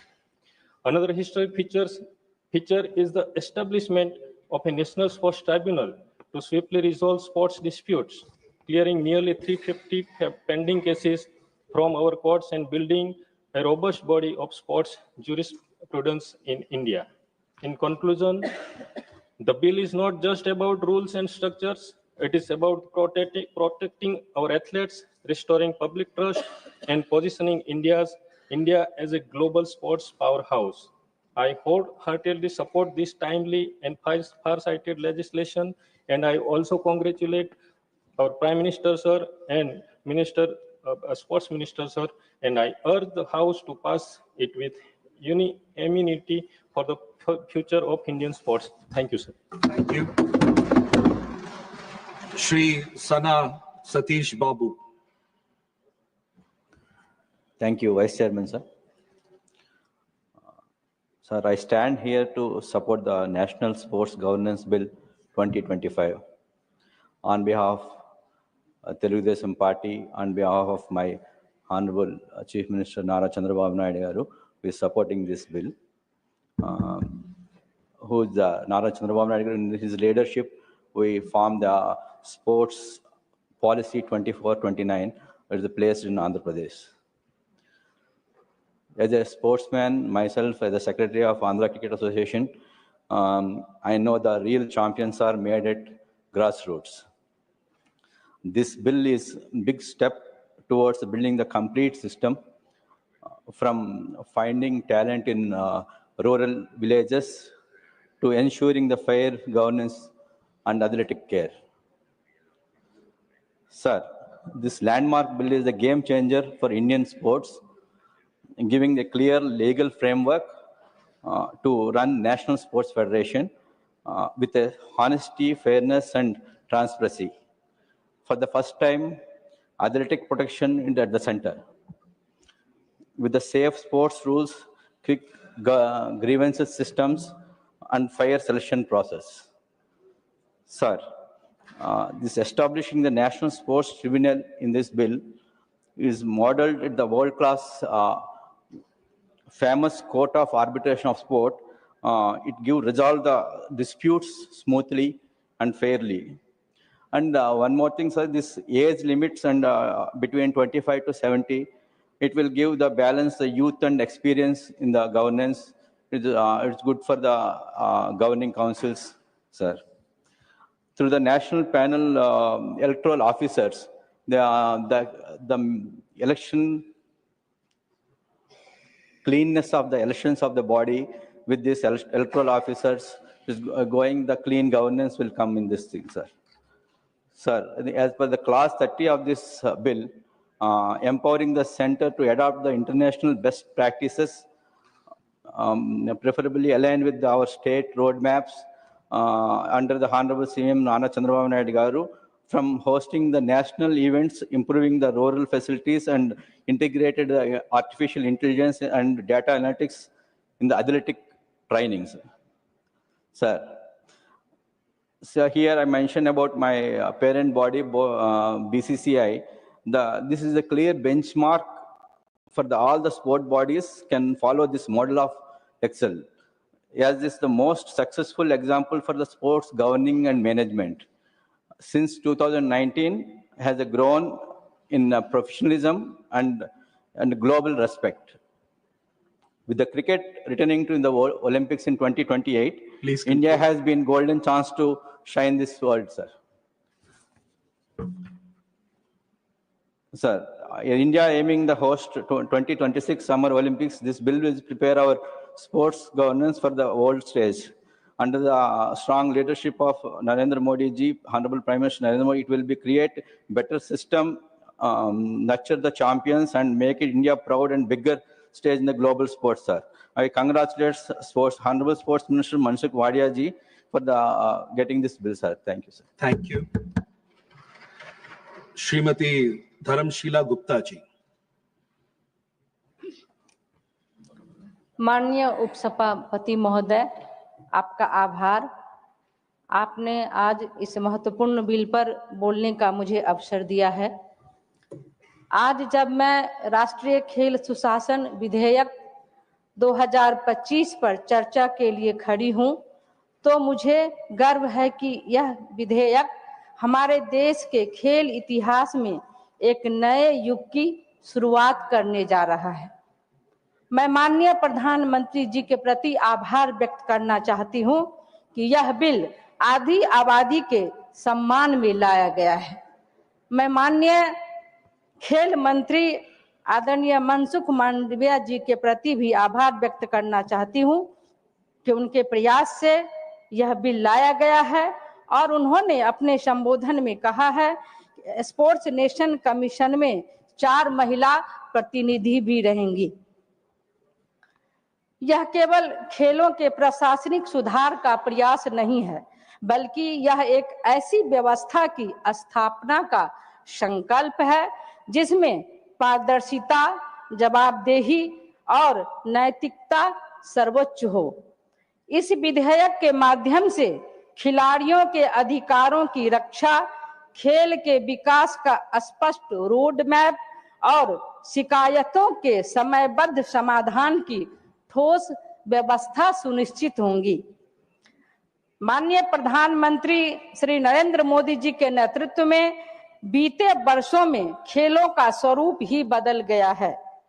पूर्व की सरकार ने खेल पर कोई ध्यान नहीं दिया था और युवाओं की प्रतिभा को आगे बढ़ने नहीं दिया था, लेकिन आज खेल केवल मनोरंजन का माध्यम नहीं बल्कि राष्ट्र निर्माण का एक सशक्त साधन बन चुके हैं। खेलो इंडिया ने गांव-गांव में खेल की संस्कृति को पुनर्जीवित किया। टारगेट ओलंपिक पोडियम स्कीम ने खिलाड़ियों को विश्व स्तरीय प्रशिक्षण और संसाधन उपलब्ध कराए और फिट इंडिया मूवमेंट ने पूरे देश को स्वास्थ्य और खेल के महत्व के प्रति जागरूक किया। टोक्यो ओलंपिक और पैरा ओलंपिक में भारत का अब तक का सर्वश्रेष्ठ प्रदर्शन, एशियाई खेलों और कॉमनवेल्थ में लगातार बढ़ता पदक संख्या, यह सब इस सरकार की दूरदर्शी नीतियों और खिलाड़ियों के प्रति प्रतिबद्धता का प्रमाण है। यह माननीय प्रधानमंत्री आदरणीय मोदी जी की सोच है कि एक महिला सांसद होने के नाते मैं यह भली भांति समझती हूँ कि खेलों में महिलाओं की भागीदारी और सुरक्षित माहौल कितना महत्वपूर्ण है। यह विधेयक हर खिलाड़ी, चाहे वह पुरुष हो या महिला हो, को समान अवसर और निष्पक्ष व्यवस्था का भरोसा देता है। यह सुनिश्चित करेगा कि खेलों में केवल प्रतिभा और मेहनत का मूल्यांकन हो, न कि किसी अन्य आधार पर भेदभाव। आज हमारे देश में खेल महज एक प्रतियोगिता नहीं बल्कि सामाजिक परिवर्तन का माध्यम बन रहे हैं। इस विधेयक के जरिए हम न केवल खेलों में सुशासन की नई परंपरा स्थापित करेंगे बल्कि एक ऐसी पीढ़ी तैयार करेंगे जो अनुशासन, ईमानदारी और देशभक्ति को जीवन के हर क्षेत्र में अपनाएगी। Thank you. मैं पूरे विश्वास के साथ कहती हूं कि राष्ट्रीय खेल सुशासन विधेयक 2025 भारत को खेल महाशक्ति बनाने की दिशा में एक निर्णायक कदम है और आने वाले वर्षों में हमारे देश की खेल प्रतिभाओं को विश्व के शिखर तक पहुंचाएगा। इसलिए मैं इस विधेयक का पूर्ण समर्थन करती हूँ। धन्यवाद। Thank you. Shri Ravichandra Vaddiraju ji. Thank you, sir. National Sports Governance Bill 2025, National Anti-Doping Amendment Bill 2025 గురించి మీరు మాట్లాడడానికి అవకాశం ఇచ్చిన డిప్యూటీ చైర్మన్ థ్యాంక్స్ చెప్తూ, యువజన వ్యవహారాలు మరియు క్రీడల మంత్రి గారు తీసుకొచ్చిన ఈ బిల్లు నుంచి మంచి ముందడుగు. ఇది దేశంలో క్రీడలను బలోపేతం చేయడానికి, న్యాయంగా మరియు పారదర్శకంగా ఉండడానికి, ఒలింపిక్ చార్టర్ వంటి అంతర్జాతీయ ప్రమాణాలను పాటిస్తూ క్రీడా స్ఫూర్తి గల దేశాన్ని నిర్మించడానికి ఇది ఒక మంచిగా ఉపయోగపడుతుందని మేము నమ్ముతూ మేము ఈ బిల్లుకు సపోర్ట్ చేస్తున్నాం మనస్ఫూర్తిగా. క్రీడా అభివృద్ధి గల క్రీడాకారుల రక్షణ మరియు సక్రమ పరిపాలనకు దోహదం చేయడం, క్లాస్ 3 ద్వారా నేషనల్ ఒలింపిక్ కమిటీ, నేషనల్ పారా Olympic committee, national sports federation మరియు రీజనల్ స్పోర్ట్స్ ఫెడరేషన్ ఏర్పాటుకు ఇది మార్గం సుగమం చేస్తుంది. క్లాస్ 4 ద్వారా ఈ సంస్థలో సమాన ప్రాతినిధ్యం, ప్రతిభావంతులైన క్రీడాకారులకు స్థానం, మహిళలకు ప్రాధాన్యత, పదవీకాల పరిమితులు మరియు నైతికత, వివాద పరిష్కారం, క్రీడాకారుల కమిటీ ఏర్పాటు, ఇది పక్షపాతం తగ్గిస్తుంది, న్యాయం పెంచుతుంది. క్లాస్ 6 ద్వారా ఇతరులను రక్షించే సేఫ్ స్పోర్ట్స్ పాలసీ అమలు చేయడం, క్లాస్ 12 ద్వారా కోడ్ ఆఫ్ ఎథిక్స్ తప్పనిసరి, క్లాస్ 13 ద్వారా ఫిర్యాదు పరిష్కార సమస్యలు, క్లాస్ 17 ద్వారా మాజీ సుప్రీంకోర్టు న్యాయమూర్తి లేదా హైకోర్టు న్యాయమూర్తి ద్వారా నేషనల్ స్పోర్ట్స్ ట్రిబ్యునల్ ఏర్పడుతుంది. క్లాస్ 16 ద్వారా క్రీడా సంఘాల ఎన్నికలు న్యాయంగా జరగడానికి ఎలక్షన్ ప్యానెల్ ఏర్పడుతుంది. క్లాస్ 14 ద్వారా గుర్తింపు పొందిన సంస్థలకే ప్రభుత్వ నిధులు అందుతాయి. గౌరవ తెలంగాణ కేసీఆర్ తొలి ముఖ్యమంత్రి గారు గత 10 ఏళ్లలో దాదాపు 300 నుంచి 400 కోట్లు క్రీడలకు ఖర్చు పెట్టి 119 నియోజకవర్గాల్లో అనేక స్టేడియాలు నిర్మించి దాదాపు 36 స్టేడియాలు కంప్లీట్ చేయడం జరుగుతుంది. 33 జిల్లాల్లో కూడా ప్రతి ఇండోర్ స్టేడియాలు నిర్మించడం జరిగింది. తెలంగాణ ఉదాహరణకు 50 మంది ఒలింపియన్లను పుల్లెల గోపిచంద్, సానియా మిర్జా, నైనా సెహ్వాల్, పివి సింధు వంటి స్టార్లను తయారు చేశారు. మహమ్మద్ సిరాజుద్దీన్ కూడా, ఇషాన్ సింగ్ షూటర్ చాలా గొప్పగా నిఖిత్ జరీనా కూడా 2 సార్లు gold medal, boxer world championship, Commonwealth గేమ్లో, ఆసియన్ గేమ్లో కూడా ఛాంపియన్ చేసిన తెలంగాణ. మహబూబాద్ మా సొంత జిల్లా అయినటువంటి మహబూబాద్లో సాధుల మేఘన 25 మీటర్స్ రైఫిల్, స్పోర్ట్స్ పిస్టల్ కూడా ఒకసారి junior Asian championship, junior world కప్లో గోల్డ్ మెడల్. శ్రీజ ఆకుల అనేక మంది పిల్లల్ని గొప్పగా అభివృద్ధి చేసినటువంటి సమయం నిధులు కేటాయించడం జరిగింది కేసీఆర్ గారు. హాకీ స్టేడియంలో ఆధునిక సౌకర్యాలు లేక పాత పరికరాలు ఉన్నాయి. హాకీ, ఫుట్బాల్, బాస్కెట్బాల్, ఈత కొలలు తగినంత స్విమ్మింగ్ కోచింగ్స్ లేవు. దేశ బడ్జెట్లో 2161 కోట్ల రూపాయలు కేటాయిస్తే తెలంగాణకు 17 కోట్లు మాత్రమే కేటాయించారు. తక్కువ క్రీడాకారులను సప్లై చేసేటువంటి గుజరాత్, ఉత్తరప్రదేశ్కు 40% నిధులు ఇస్తే కేవలం 17 కోట్లు మాత్రమే తెలంగాణకు ఇవ్వడం జరిగింది. ఇంకా ఇది డోపింగ్ గురించి మాట్లాడాలంటే పరీక్షా సదుపాయాల్లో తెలంగాణలో అసలు డోపింగ్కు ఏమేమి నిషేధిత పదార్థాలు తెలియజేయాలి తెలంగాణ భాషలలో. తెలంగాణ డోప్ పరీక్షల కోసం ఇతర రాష్ట్రాల ల్యాబ్లపై ఆధారపడాల్సి వస్తుంది టెస్టింగ్ కోసం. గ్రాస్ రూట్ అవసరాలు కూడా చాలా తీర్చాలి సరైన పోషకాహారం ఇస్తూ. కొన్ని సూచనలు: గ్రామీణ మరియు అర్బన్ ప్రాంతాల్లో తెలుగు మరియు స్థానిక భాషల్లో అవగాహన కార్యక్రమాలు నిర్వహించాలి. హైదరాబాద్ వాడా అగ్రిమెంటేషన్ పొందిన డోప్ టెస్టింగ్ ల్యాబ్ ఏర్పాటు చేయాలి. యువ క్రీడాకారులకు పోషకాహారం, వైద్య సహాయం మరియు శిక్షణ మద్దతు ఇవ్వాలి. నాడా మరియు వనరులు శిక్షణ పొందిన సిబ్బంది అందించాలి. ఇది డోపింగ్ వ్యవహారంలో ఇప్పుడు పెట్టినటువంటి బిల్లు కానీ, ఈ బిల్లు ఒక మంచిది. ఇది క్రీడా సంఘాల స్వతంత్రాన్ని కాపాడుతూ, బాధ్యతను పెంచుతూ, న్యాయమైన వనరుల పంపిణీ కోసం చిన్న మార్పులు చేస్తే అనేక రాష్ట్రాలకు సమాన ప్రయోజనం కలుగుతుందని మాన్సుఖ్ మాండవీయ గారు పెట్టిన బిల్లును, దీని ద్వారా తెలంగాణ రాష్ట్రానికి కూడా మంచి మేలు జరుగుతుందని నమ్ముతూ ఈ బిల్లుకు మేము బీఆర్ఎస్ పార్టీ సంపూర్ణంగా మద్దతు తెలియజేస్తాం. Thank you. Message from Lok Sabha, Secretary General. Sir, with your kind permission, I rise to report that the Lok Sabha at its sitting held on the 12th August 2025 passed the Indian Ports Bill 2025. I lay a copy of the said bill on the table. Shri Bhumeshwar Kalita ji.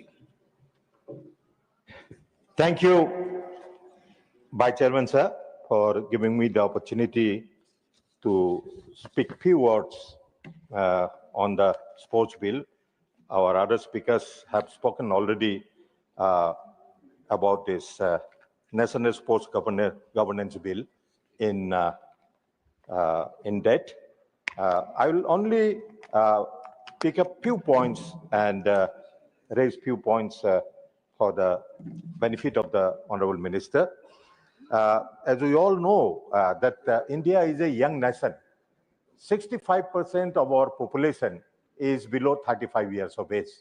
So, sports and youth welfare is one of the very important component of our society, and very rightly, our Honorable Prime Minister has given importance to this sector of the society.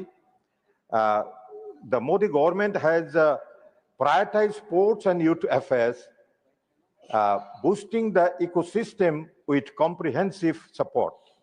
The budget allocation for the Ministry of Youth Affairs and Sports has been a significant rise from 1,219 crore in 2013-14 to 3,794 crore in 2025-26, marking a rise of 211.2%.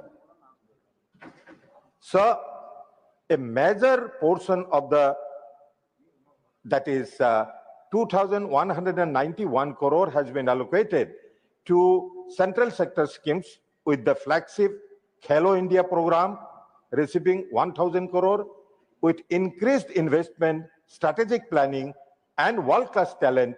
India's sporting transformation under the dynamic leadership of Narendra Modi is no longer a vision but a unfolding reality. As the country eyes on the 236 Olympics, its journey towards becoming a top 10 sporting nation firmly on track. So, if India has to become a developed country by 2047, we have to develop in all in all areas of the society, in all areas of all sectors of the nation. Sports is an important sector because without being in the top 10 or top 3 in Olympics or any other games, you cannot say yourself that you are developed in sports. So this bill, the National Sports Governance Bill 2025 is an important step towards that. I'll only say 1 or 2 more words on this. Sir,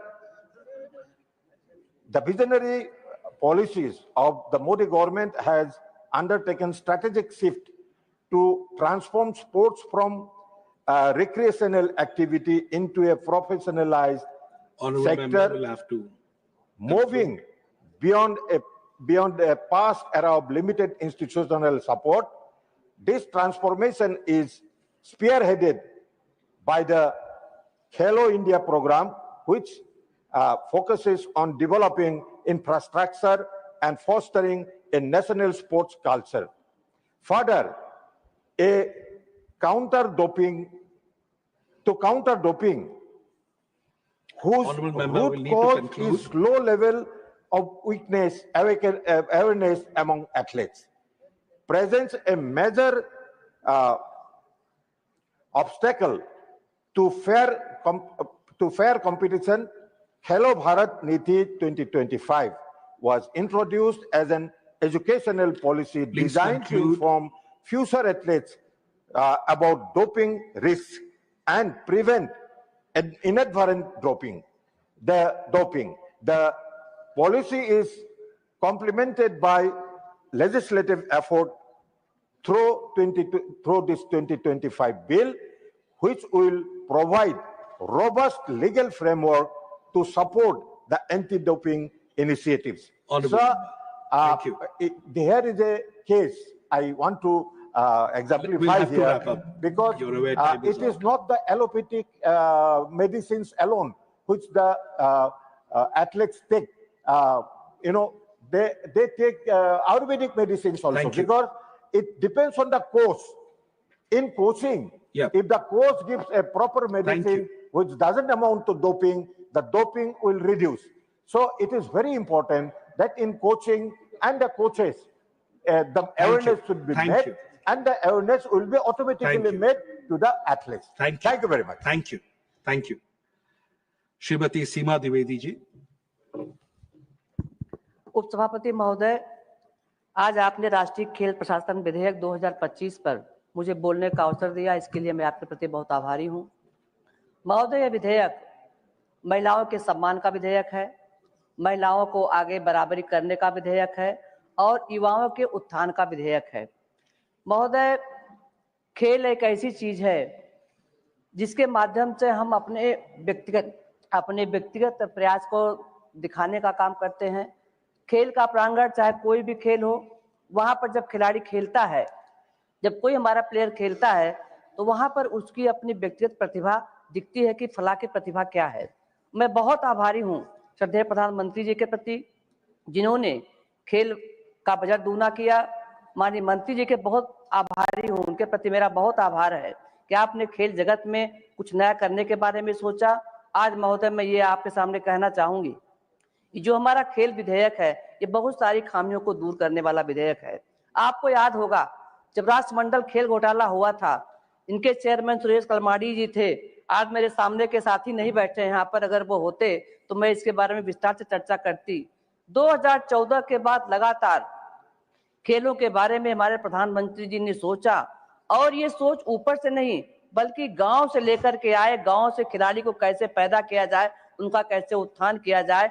इन 2014 से लेकर के आज 2025 तक किसी प्रकार का कोई घोटाला न होने के बावजूद भी आज जब ओलंपिक में चाहे कोई भी जब हमको मेडल प्राप्त होता है, उसमें भारत का स्थान बड़े अच्छे शब्दों में पाया जाता है। पहले मैं पीटी उषा जी यहाँ पर बैठी, ये इनको हम लोग उड़न परी कहा करते थे, और पीटी उषा जी का चयन राज्यसभा में इस बात को दर्शाता है कि प्रधानमंत्री जी ने खेलों के बारे में कितनी उनकी बड़ी कल्पना है। वो चाहते हैं कि पीटी उषा जैसी हमारी बहुत सी बेटियां इस खेल के मैदान में अपना आगे बढ़ें। महोदय, मैं आपसे ये कहना चाहूंगी कि जब आदमी मैदान में खेलने के लिए जाता है तो ये सोचता है कि हम अपने कितना अच्छा अपने को प्रदर्शन करके दिखाएं। लेकिन पहले क्या होता था महोदय, पहले क्या होता था, खेल में जो हमारे खिलाड़ी होते थे उनका चयन उनकी योग्यता के आधार पर नहीं होता था। खिलाड़ी का चयन उसकी योग्यता के आधार पर न होकर के उसका चयन सोर्स के आधार पर होता था। जब आप सोर्स से किसी चीज को लाओगे तो वो उतनी अच्छा रिस्पांस नहीं कर पाएगा जितना उसको करना चाहिए। महोदय, ये प्रश्न उठ सकता है कि ये खेल विधेयक है क्या? इस खेल विधेयक के बारे में बताना चाहती हूँ। यह खेल विधेयक खेल निकायों में निष्पक्ष, नैतिक और पारदर्शी कार्यान्वयन सुनिश्चित करता है। महोदय, खिलाड़ियों के अधिकारों के अधिकारों का और कल्याण की रक्षा करता है। भारत में खेलों का संवर्धन और विकास करता है। खेलों में उत्पन्न विवादों और शिकायतों के समाधान के लिए स्पष्ट नियम निर्धारित करता है। और महोदय, भारतीय खेल प्रशासन को ओलंपिक और पैरालंपिक चार्टर जैसे वैश्विक मानकों के अनुरूप बनाता है। महोदय, अब हम ये भी पूछ सकते हैं कि इस विधेयक की आवश्यकता क्या है। महोदय, इस विधेयक की आवश्यकता क्या मैं बताना चाहती हूँ। अत्यधिक अदालती मामले के बारे में 350 से अधिक अदालती मामले और NSF चुनाव पर लगातार रोक लगाए जाने के कारण खेल निकायों के सुचारू संचालन में समस्या उत्पन्न हो रही है। इसके लिए महोदय ये बहुत जरूरी था। और महोदय, NSF में पारदर्शिता और जवाबदेही के मामले, खेल परिसंघों और धनराशियों और पदों के दुरुपयोग, एथलीटों के उत्पीड़न आदि जैसी समस्याओं का सामना करना पड़ता है। महोदय, आखिरी बात मैं कहना चाहती हूँ, प्रशासन में महिलाओं का सीमित प्रतिनिधित्व, महिलाओं को निर्णय लेने का पर्याप्त अधिकार नहीं मिलता है, जबकि महिला एथलीटों की संख्या अब कुल एथलीटों की लगभग आधा है। महोदय, 1 मिनट का अगर समय और मिल जाता तो मैं कुछ और बात करना चाहती हूँ। महोदय, मैं अंत में यही कहना चाहूंगी, यह विधेयक का मैं बहुत समर्थन करती हूँ, महिला जगत की तरफ समर्थन करती हूँ। भारत देश एक युवाओं का देश है और युवाओं की तरफ से मैं समर्थन करती हूँ। और मैं इस बात का समर्थन इससे भी मैं करना चाहती हूँ, ये जो हमारा खेल विधेयक आया है ये तमाम कमियों को दूर करने वाला विधेयक है। मैं इस विधेयक के माध्यम से श्रद्धेय प्रधानमंत्री जी के प्रति आभार व्यक्त करना चाहेंगे और माननीय मंत्री जी को धन्यवाद देना चाहेंगे। Thank you. Shri Dhananjay Bhimrao Mahadik ji, 3 minutes. धन्यवाद उपसभापति जी, आपने मुझे the national sports governance bill 2025 और the national anti doping amendment bill 2025 पर बोलने का मौका दिया। मैं हमारे विजनरी प्रधानमंत्री आदरणीय मोदी जी का, हमारे खेल मंत्री मनसुख भाई मांडविया जी का और हमारे राज्य के खेल मंत्री रक्षा खड़से जी का अभिनंदन करता हूं कि ये विधेयक लेके आए। सर, 2014 के बाद हमारे देश में खेल की स्थिति में बहुत सुधार आया है। हमारे प्रधानमंत्री जी के लीडरशिप में जो नीतियां बनी हैं उससे निश्चित ही हमारे देश में ओलंपिक के मेडल्स तो बड़े हैं, लेकिन और व्यापक काम खिलाड़ियों के लिए करने की जरूरत है। इसके लिए ये विधेयक बहुत जरूरी है। सर, हमारे देश में सभी जो स्पोर्ट्स एक्टिविटीज है वो फेडरेशन के माध्यम से होते हैं और फेडरेशंस की राजनीति की वजह से जो कोर्ट मैटर्स चल रहे उसकी वजह से हमारे देश के खिलाड़ियों का बहुत बड़ा नुकसान हो रहा था और इसके लिए ये बिल बहुत जरूरी है। सर, इस बिल का सबसे महत्वपूर्ण अंग ये है कि इसमें राष्ट्रीय खेल बोर्ड का गठन किया गया है, नेशनल स्पोर्ट्स बोर्ड। अब आगे से ये बोर्ड तय करेगा कि फेडरेशन की जो मान्यता है वो इसी बोर्ड के माध्यम से फेडरेशन को मान्यता मिलेगी। ये फेडरेशन का जो चुनाव होगा उस पर भी ये देखरेख करने का काम ये नेशनल स्पोर्ट्स बोर्ड करेगा। इसमें धन का कोई अगर दुरुपयोग हो रहा है, कोई घोटाले हो रहे तो उस पर भी नियंत्रण करना, उसका आचरण करना, उसकी जांच करना, ये भी काम ये नेशनल स्पोर्ट्स बोर्ड करेगा। एक आदर्श आचार संहिता लागू करने का काम ये बोर्ड के माध्यम से होगा, जिससे खिलाड़ियों का जो उत्पीड़न है उसमें कमी आएगी। सभापति जी, ये फेडरेशन जो बनते थे उसमें बहुत पॉलिटिकल इन्फ्लुएंस होता था, लेकिन आगे चल के इसमें जो प्रतिनिधित्व होगा उसकी जो फेडरेशन की कमेटी बनेगी उसको डिसाइड करने का या उसका चुनाव कराने का काम भी ये बोर्ड करेगा। सर, सबसे महत्वपूर्ण बात इसमें यह है कि इसमें 2 खिलाड़ी आवश्यक है और 4 महिलाओं का भी प्रतिनिधित्व आवश्यक है। ये बिल का सबसे इंपॉर्टेंट बात यही है। सर, इसके पहले कभी खिलाड़ी जिसने कभी हाथ में बैट नहीं पकड़ी वो क्रिकेट बोर्ड का चेयरमैन होता था, जो कभी ग्राउंड में नहीं गया वो कबड्डी का चेयरमैन होता था, जो कभी पानी में नहीं उतरा वो स्विमिंग का चेयरमैन बन जाता था। अभी आगे चल के इसका जो चयन होगा उसमें खिलाड़ियों का इसमें समर्थन रहेगा, महिलाओं शामिल होगी और इससे जो कार्यकाल की और आयु की सीमा भी है ये भी तय की जाएगी। सर, ये अतीत से एक बड़ा बदलाव और जहां खिलाड़ियां विशेषकर महिला और निर्णय प्रक्रिया में अक्सर महत्वपूर्ण भूमिका होती है, उसमें इसकी मदद होगी। सर, आगे चल के जो मैटर्स प्रलंबित है, कोर्ट में मैटर्स है, उसके लिए भी अभी कोर्ट में जाने की जरूरत नहीं है। ये बोर्ड के पास जो भी प्रलंबित ये कोर्ट की बातें हैं, वो अदालत की बातें हैं, वो अभी बोर्ड के पास जाएंगी और इसका निर्णय भी ये बोर्ड लेगा।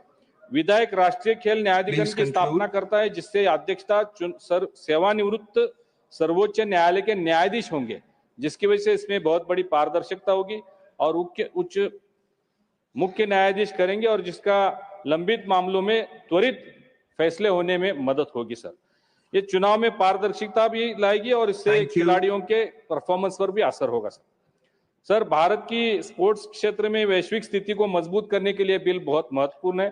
सर, मैं आधा मिनट लूंगा। सर, भारत में 2036 ओलंपिक की बोली लगाने के और अन्य बड़े आयोजनों की मेजबानी की तैयारी कर रहा है। इससे यह विधेयक हमारे खेल शासन को वैश्विक मानकों और ओलंपिक चार्टर के अनुरूप लाता है। सर, मैं समय समाप्त हो रहा है, मैं एक रिक्वेस्ट माननीय मंत्री जी को करना चाहूंगा। हमारे यहाँ पे खेलो इंडिया की जो योजना बनी थी जिससे हजारों लाखों बच्चे एक खेल क्षेत्र में आए। सामान्य परिवार से बच्चे आते हैं जिनको आर्थिक शक्ति नहीं होती है, लेकिन केंद्र सरकार के खेलो इंडिया की वजह से उनको अच्छी आर्थिक स्थिति बनती है, जिससे वजह से बच्चे और आकर्षित होते हैं। मैं माननीय मंत्री से आग्रह करूंगा कि इसको और कायम किया जाए और साथ ही में जिसकी बात उन्होंने की कि खेलो भारत नीति जो ला रहे हैं उससे भी एक बहुत बड़ा परिवर्तन और बदलाव क्षेत्र में आएगा। तो मैं पूरी तरह से ये दोनों बिलों का समर्थन करता हूं। धन्यवाद। Thank you. श्रीमती माया नरोलिया जी। धन्यवाद उपसभापति महोदय जी, आपने इस महत्वपूर्ण बिल पर मुझे बोलने का अवसर प्रदान किया। राष्ट्रीय खेल शासन विधेयक 2025 एवं राष्ट्रीय डोपिंग रोधी विधेयक 2025, यह बिल खेल ढांचे को पारदर्शी, जवाबदेह और खिलाड़ी केंद्रित बनाने की दिशा में एक क्रांतिकारी कदम है। मैं इस बिल का समर्थन करती हूं और इस विधेयक के माध्यम से ये समावेशी ये जो बिल है प्रत्येक राष्ट्रीय खेल फेडरेशन में, जिसमें BCCI भी शामिल है, 15 सदस्यीय कार्यकारी समिति में कम से कम 2 विशिष्ट खिलाड़ी और 4 महिला अनिवार्य होंगी। हम प्रधानमंत्री नरेंद्र मोदी जी का बहुत बहुत अभिनंदन करते हैं, बहुत बहुत सराहना करती हूँ। कोई चलता पद चिन्हों पर कोई पद चिन्ह बनाता है वही सूरमा इस जग में दुनिया में पूजा जाता है, दुनिया में पूजा जाता है। मैं प्रधानमंत्री श्रीमान नरेंद्र मोदी जी और केंद्रीय खेल मंत्री सम्माननीय मनसुख मांडविया जी के दूरदर्शी नेतृत्व की सराहना करती हूँ, जिन्होंने हितधारकों और वैश्विक मानकों के साथ विचार विमर्श कर इस खिलाड़ी केंद्रित विधेयक को तैयार किया। यह केवल एक कानून नहीं बल्कि प्रत्येक युवा खिलाड़ी के लिए एक वादा है जो खेलो इंडिया जैसे कार्यक्रमों से प्रेरित होकर भारत को गौरवान्वित करेगा। यह विधेयक हमारी प्रमुख योजनाओं जैसे खेलो इंडिया जो जमीनी स्तर पर प्रतिभाओं को पोषित करता है, फिट इंडिया मूवमेंट जो राष्ट्रव्यापी फिटनेस को प्रोत्साहित करता है और target Olympic podium scheme TOPS जो वैश्विक मंच पर खिलाड़ियों को तैयार करता है के साथ तालमेल बिठाता है। यह 2028 ओलंपिक में क्रिकेट की वापसी के लिए भी एक महत्वपूर्ण है, जिसमें BCCI को जवाबदेही के दायरे में लाया गया है। मैं इस विधेयक की प्रमुख विशेषताओं के कुछ संक्षिप्त पहलू यहाँ पर प्रस्तुत करूंगी। पहला, यह महत्वपूर्ण संस्थानों की स्थापना करता है। राष्ट्रीय खेल बोर्ड जो फेडरेशनों को पारदर्शिता के साथ नियंत्रित करेगा। राष्ट्रीय खेल अधिकरण NST जो एक प्रतिष्ठित न्यायाधीश के नेतृत्व में 350 से अधिक लंबित अदालती मामलों को शीघ्र हल करेगा और राष्ट्रीय खेल निर्वाचन पैनल जो निष्पक्ष और समयबद्ध चुनाव सुनिश्चित करेगा, जिससे पुराने नेतृत्व का एकाधिकार समाप्त होगा। मैं इस बिल के माध्यम से हमारे देश के यशस्वी प्रधानमंत्री नरेंद्र मोदी जी का बहुत बहुत अभिनंदन करती हूं और हमारे खेल मंत्री जी मनसुख मांडविया जी का भी बहुत बहुत अभिनंदन करती हूं, जिन्होंने इस महत्वपूर्ण बिल जो बहुत समय से लंबित था, उसको इस सदन में लाकर लोकसभा में पारित करके और आज राज्यसभा में हमारा ये बिल पारित हो रहा है। मैं पुनः बहुत बहुत अभिनंदन करती हूं और इस सदन से इस विधेयक को पारित करने की अपील करती हूं, ताकि हम भारत को एक खेल महाशक्ति बनाने की दिशा में एकजुट हो सके। धन्यवाद। Thank you. Dr. Mansukh Mandviya to reply the discussion. Deputy chairman sir, national sports governance bill और national anti doping amendment bill पर कुल मिला के 18 मेंबर ने चर्चा में भाग लिया, महत्वपूर्ण सुझाव भी दिया और अपना विषय भी रखा। उसके पहले जब हम बिल बना रहे थे, उस वक्त हमने देश के सभी स्पोर्ट्स फेडरेशन के साथ कंसल्टेशन करा, एथलीट के साथ कंसल्टेशन करा, कोच के साथ कंसल्टेशन करा। हमने सभी राज्य के साथ बातचीत करी। एक चिंतन शिविर में सभी राज्य के स्पोर्ट्स मिनिस्टर थे, स्पोर्ट्स सेक्रेटरी थे, उसके साथ भी डिटेल डिस्कशन हुआ। उसके अलावा स्पोर्ट्स अंतर्राष्ट्रीय सेक्टर भी है और इंटरनेशनल ओलंपिक काउंसिल उसका एक चार्टर है, उसको अलाइन होना बहुत आवश्यक है। इसलिए इस बिल के लिए हमने इंटरनेशनल ओलंपिक काउंसिल से भी बात करी, हमने भारत के ओलंपिक एसोसिएशन से भी बात करी, हमने फीफा फेडरेशन से भी बात करी, ताकि एक कॉम्प्रिहेंसिव और वर्ल्ड में बेस्ट जो 2-3 कंट्री का लो है इस टाइप का बिल तैयार करने के लिए हमने एक्सरसाइज करी थी। उसके अलावा हमने बिल को पब्लिक कंसल्टेशन में रखा। 600 से अधिक उसमें सुझाव आए। उसमें जो महत्वपूर्ण सुझाव था वो हमारे बिल को दुरुस्त करने के लिए उसकी महत्वपूर्ण भूमिका रही।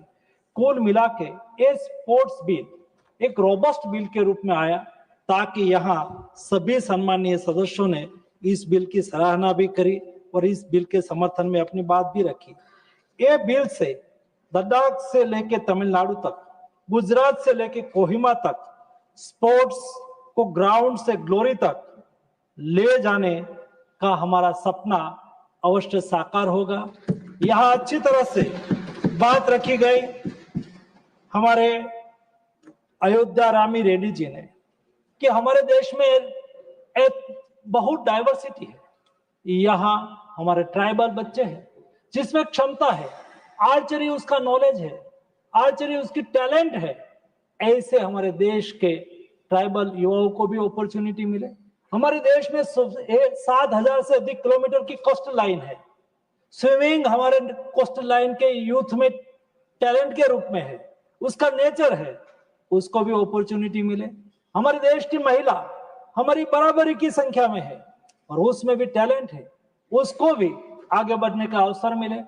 आज हमारे विपक्ष के साथी इस बिल में पार्टिसिपेट करा होगा तो अच्छा होता, लेकिन जो लोग महिला की बात करते हैं, जो लोग ट्राइबल के लोगों की बात करते हैं, जो लोग मछुआरे की बात करते हैं, वो बात करते हैं, लेकिन इस बिल में जिसके हित में जिसको राइट मिले, जिसकी टैलेंट को अपॉर्चुनिटी मिले, उसके लिए इस बिल पर जब डिबेट हो रही है उस वक्त वो उपस्थित नहीं है।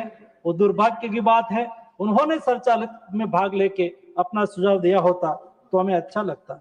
हमारे सुभाषिष खुटिया जी ने अपनी बात को रखते हुए कहा कि उसमें सरकार और पावर सेंट्रलाइज होगा, सरकार के पास होगा।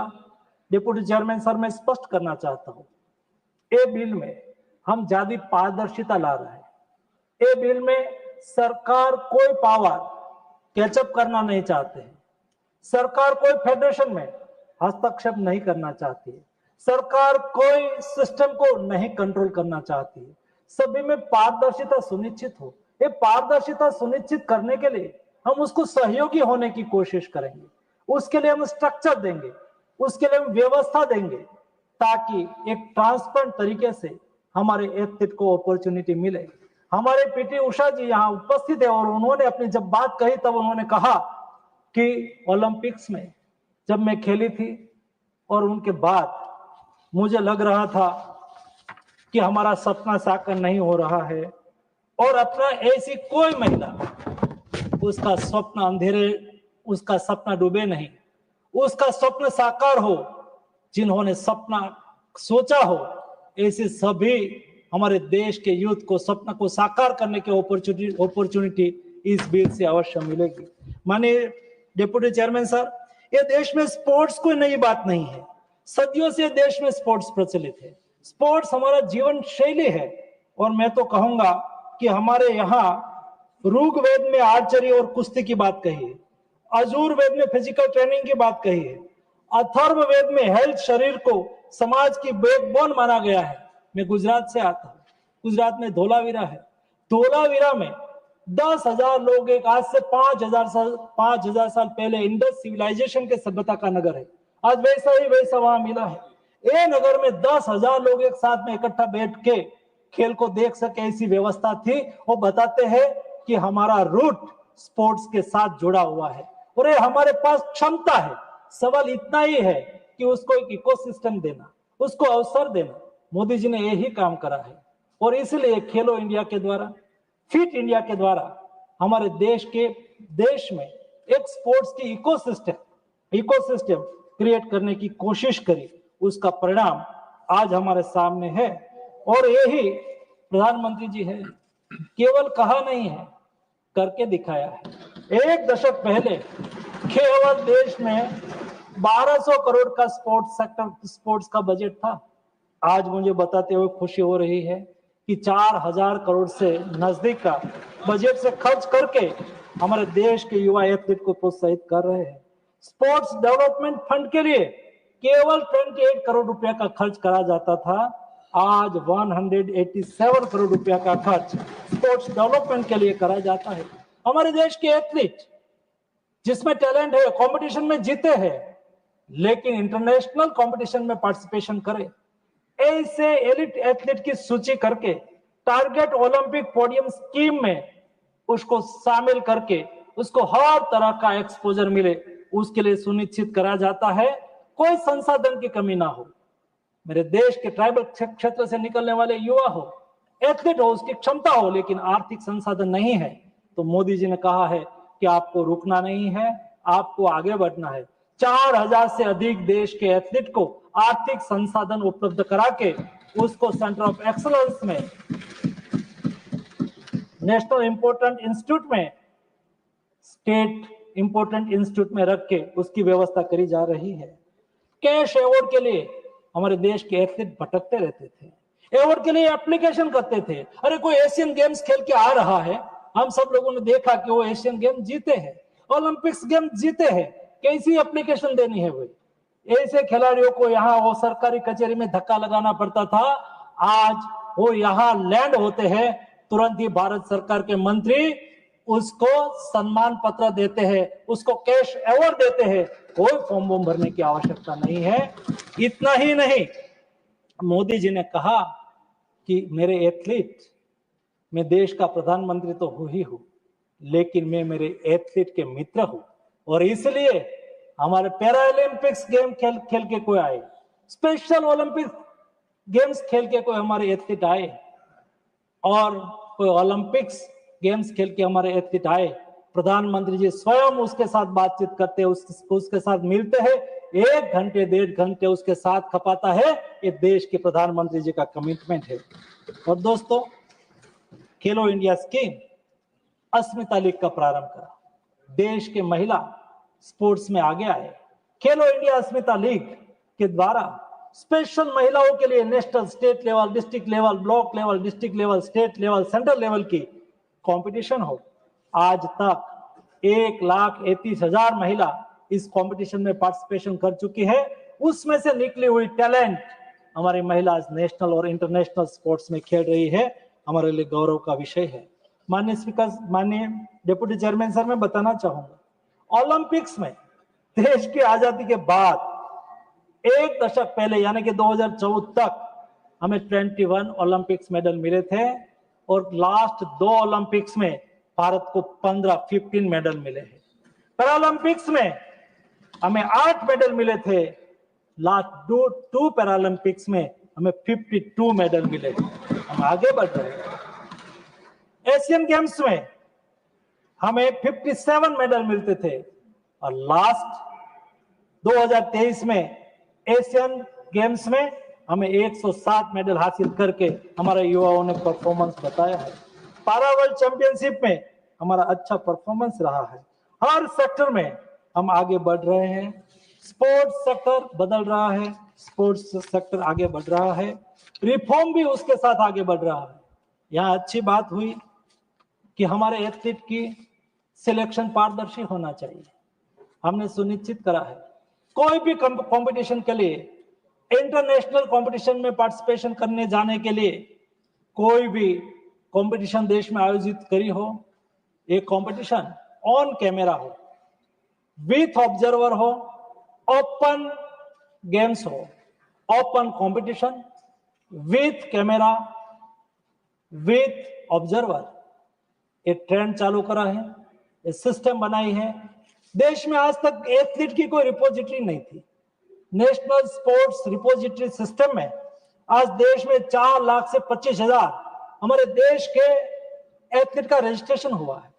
भाई चेयरमैन साहब, बहुत इंपॉर्टेंट चीज है, क्योंकि कोई एथलीट है, उसका इतिहास चाहिए, वो क्या खेला है, कितना खेला है, कौन सा मेडल मिला है, कोई इंफॉर्मेशन नेशनल लेवल पर नहीं थी। आज देश के हर एथलीट जहां खेलते हैं वहां नेशनल स्पोर्ट्स रिपोजिटरी सिस्टम में उसका रजिस्ट्रेशन होगा और उसके आधार पर एक उसका सारा इतिहास, उसकी सारी इंफॉर्मेशन एक प्लेटफॉर्म पर रहेगी।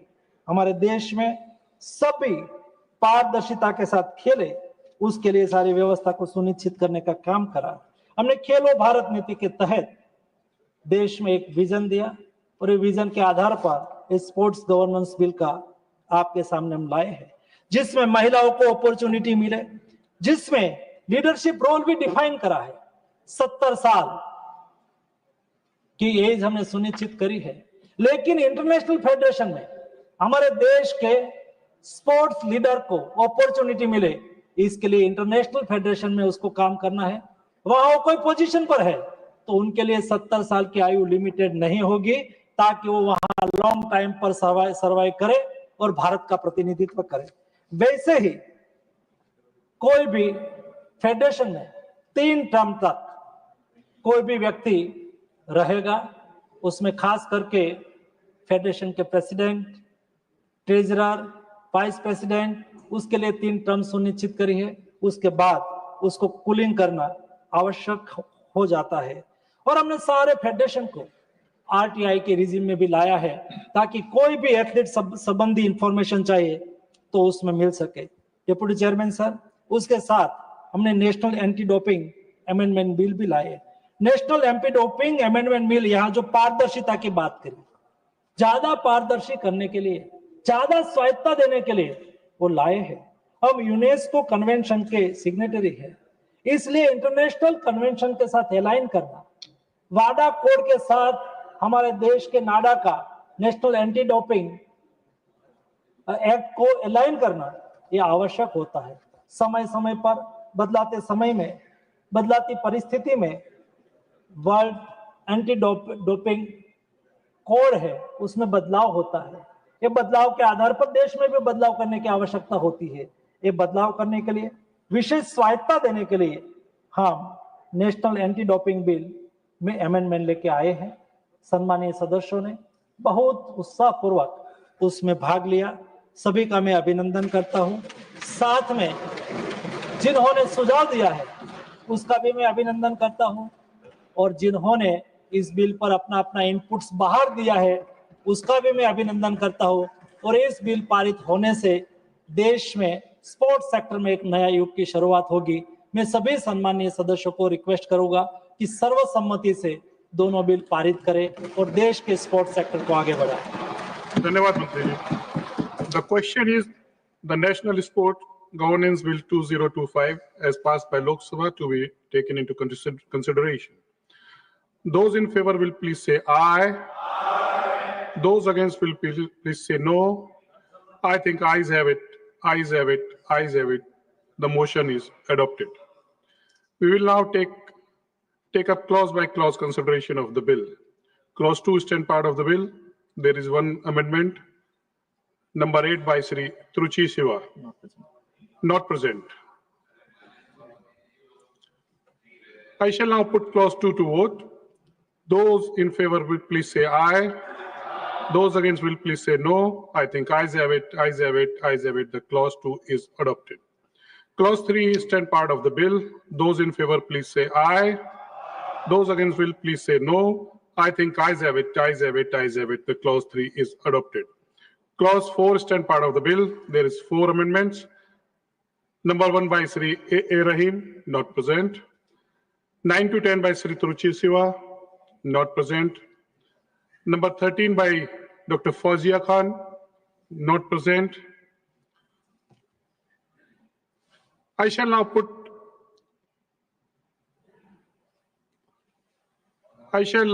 clause 4 to vote. Those in favor please say aye. Those against will please say no. I think ayes have it, ayes have it, ayes have it. The clause 4 is adopted. Clause 5 is 10 part of the bill. There is 4 amendments. Number 2 by Sri A. Rahim, not present. Number 11 by Sri Truchi Siva, not present. Number 16 and 17 by Sri Santosh Kumar P, not present.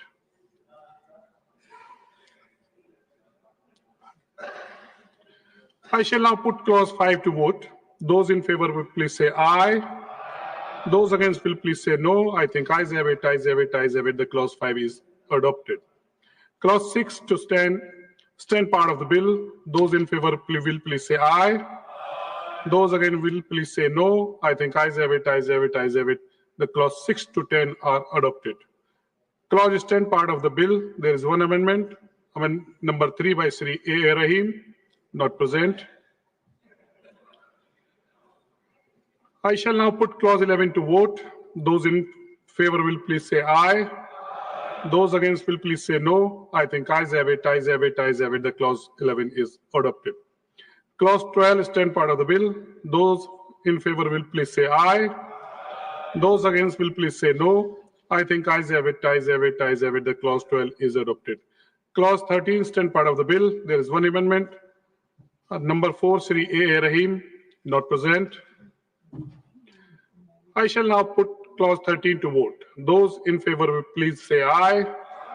Those against will please say no. I think ayes have it, ayes have it, ayes have it. The clause 13 is adopted. Clause 14 and 15 is 10 part of the bill. Those in favor will please say aye.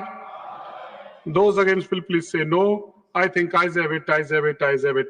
The clause 14 and 15 are adopted. There are 2 amendments for the insertion of new clause 15A. Number 14 by Dr. Fawzia Khan, not present. Sri Santosh P, Sri P.P. Sundar, not present. I shall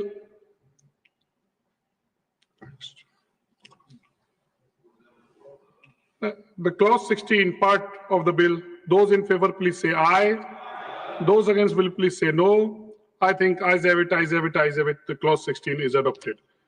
Clause 17 part of the bill. There are 2 amendments. Number 12 by Sri Truchi Siva, not present. 19 by Sri Santosh Kumar P, not present.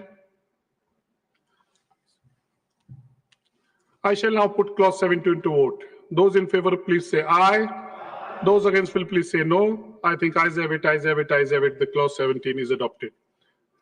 Clause 18 to 26 is 10 part of the bill. Those in favor please say aye. Those against will please say no. I think ayes have it, ayes have it, ayes have it. The clause 18 to 26 are adopted.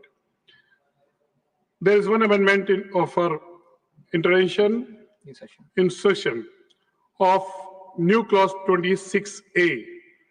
Number 15 by Fawzia Khan, not present. Clause 27 to 29 stand part of the bill. There is those in favor will please say aye. Those against will please say no. I think ayes have it, ayes have it, ayes have it. Clause 27 to 29 are adopted. Clause 30 stands part of the bill. There is one amendment. Number 5, Sri A. Rahim, not present. I shall put now clause 30 to vote. Those in favor will please say aye.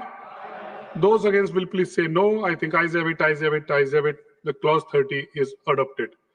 Clause 31 to 33 stand part of the bill. Those in favor will please say aye. Those against will please say no. I think ayes have it, ayes have it, ayes have it. The clause 31 to 33 are adopted. Clause 34 stand part of the bill. There is one amendment. Number 6, Sri A. Rahim, not present. I shall now put clause 34 to vote. Those in favor, please say aye. Those against will please say no. I think ayes have it, ayes have it, ayes have it. The clause 34 is adopted.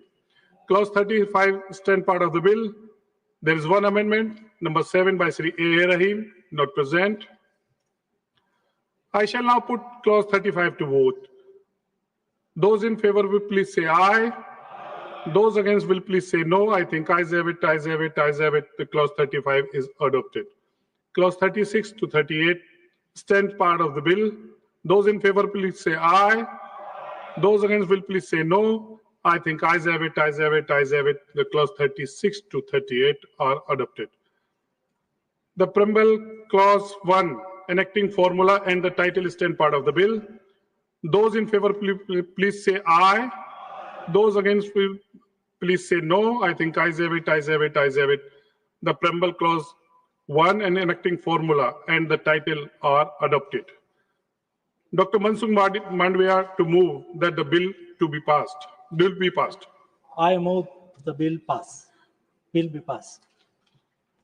Motion moved that the bill be passed. The question is that the bill be passed. Those in favor will please say aye. Those against will please say no. I think ayes have it, ayes have it, ayes have it. The bill is passed.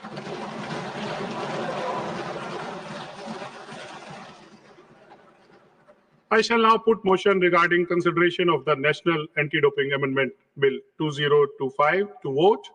The question is the National Anti-Doping Amendment Bill 2025 as passed by the Lok Sabha to be taken into consideration. Those in favor will please say aye. Those against will please say no. I think ayes have it, ayes have it, ayes have it. The motion is adopted. We shall now take up the clause by clause consideration of the bill. Clause 2 stand part of the bill. Those in favor please say aye. Those against will please say no. I think ayes have it, ayes have it, ayes have it. The clause 2 is adopted. Clause 3 stand part of the bill. There is one amendment. Number 4, Sri A. Rahim, not present. I shall now put clause 3 to vote. Those in favor please say aye. Those against will please say no. I think ayes have it, ayes have it, ayes have it. The clause 3 is adopted. Clause 4 stand part of the bill. Those in favor please say aye. Those against will please say no. I think ayes have it, ayes have it, ayes have it. The clause 4 is adopted. Clause 5 stand part of the bill. There is one amendment. Number 1, Sri Dr. V. Sivadasan, not present. I shall now put clause 5 to vote. Those in favor will please say aye. Those against will please say no. I think ayes have it, ayes have it, ayes have it. The clause 5 is adopted. Clause 6 to 8 stand part of the bill. There is those in favor will please say aye. Those against will please say no. I think ayes have it, ayes have it, ayes have it. Clause 6 to 8 are adopted. Clause 9 stand part of the bill. There is one amendment. Number 2 by Dr. Sivadasan, not present. I shall now put clause 9 to vote. Those in favor will please say aye. Those against will please say no. I think ayes have it, ayes have it, ayes have it. The clause 9 is adopted. Clause 10 to 15 stand part of the bill. Those in favor will please say aye. Those against will please say no. I think ayes have it, ayes have it, ayes have it. The clause 10 to 15 are adopted. Clause 16 stands part of the bill. There is one amendment, number 3 by Sri Dr. Sivadashan, not present. I shall now put clause 16 to vote. Those in favor will please say aye. Those against will please say no. I think ayes have it, ayes have it, ayes have it. Clause 16 is adopted. Clause 17 to 22 stand part of the bill. Those in favor will please say aye. Those against will please say no. I think ayes have it, ayes have it, ayes have it. Clause 17 to 22 are adopted. Clause 1 enacting formula and the title stand part of the bill. Those in favor will please say aye. Those against will please say no. I think ayes have it, ayes have it, ayes have it. Clause 1 and enacting formula, the title are adopted. Dr. Mansukh Badia to move that bill be passed. I move the bill be passed. Motion moved that bill be passed. The question is that the bill be passed. Those in favor will please say aye. Those against will please say no. I think ayes have it, ayes have it, ayes have it. The bill is passed.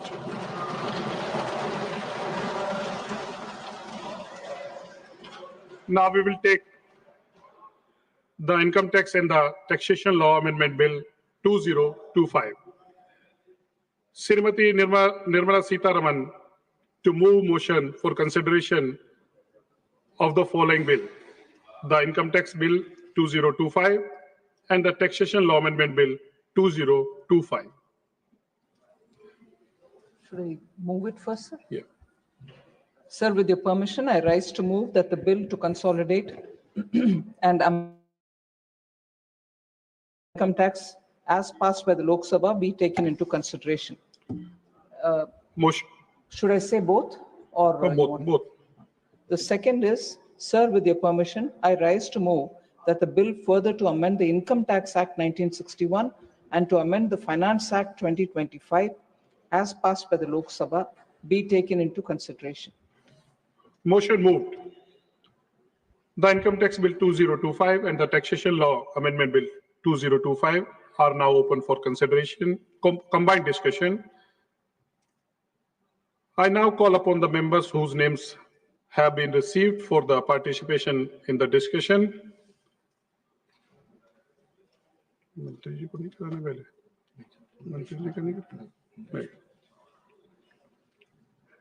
Shri Naresh Bansal.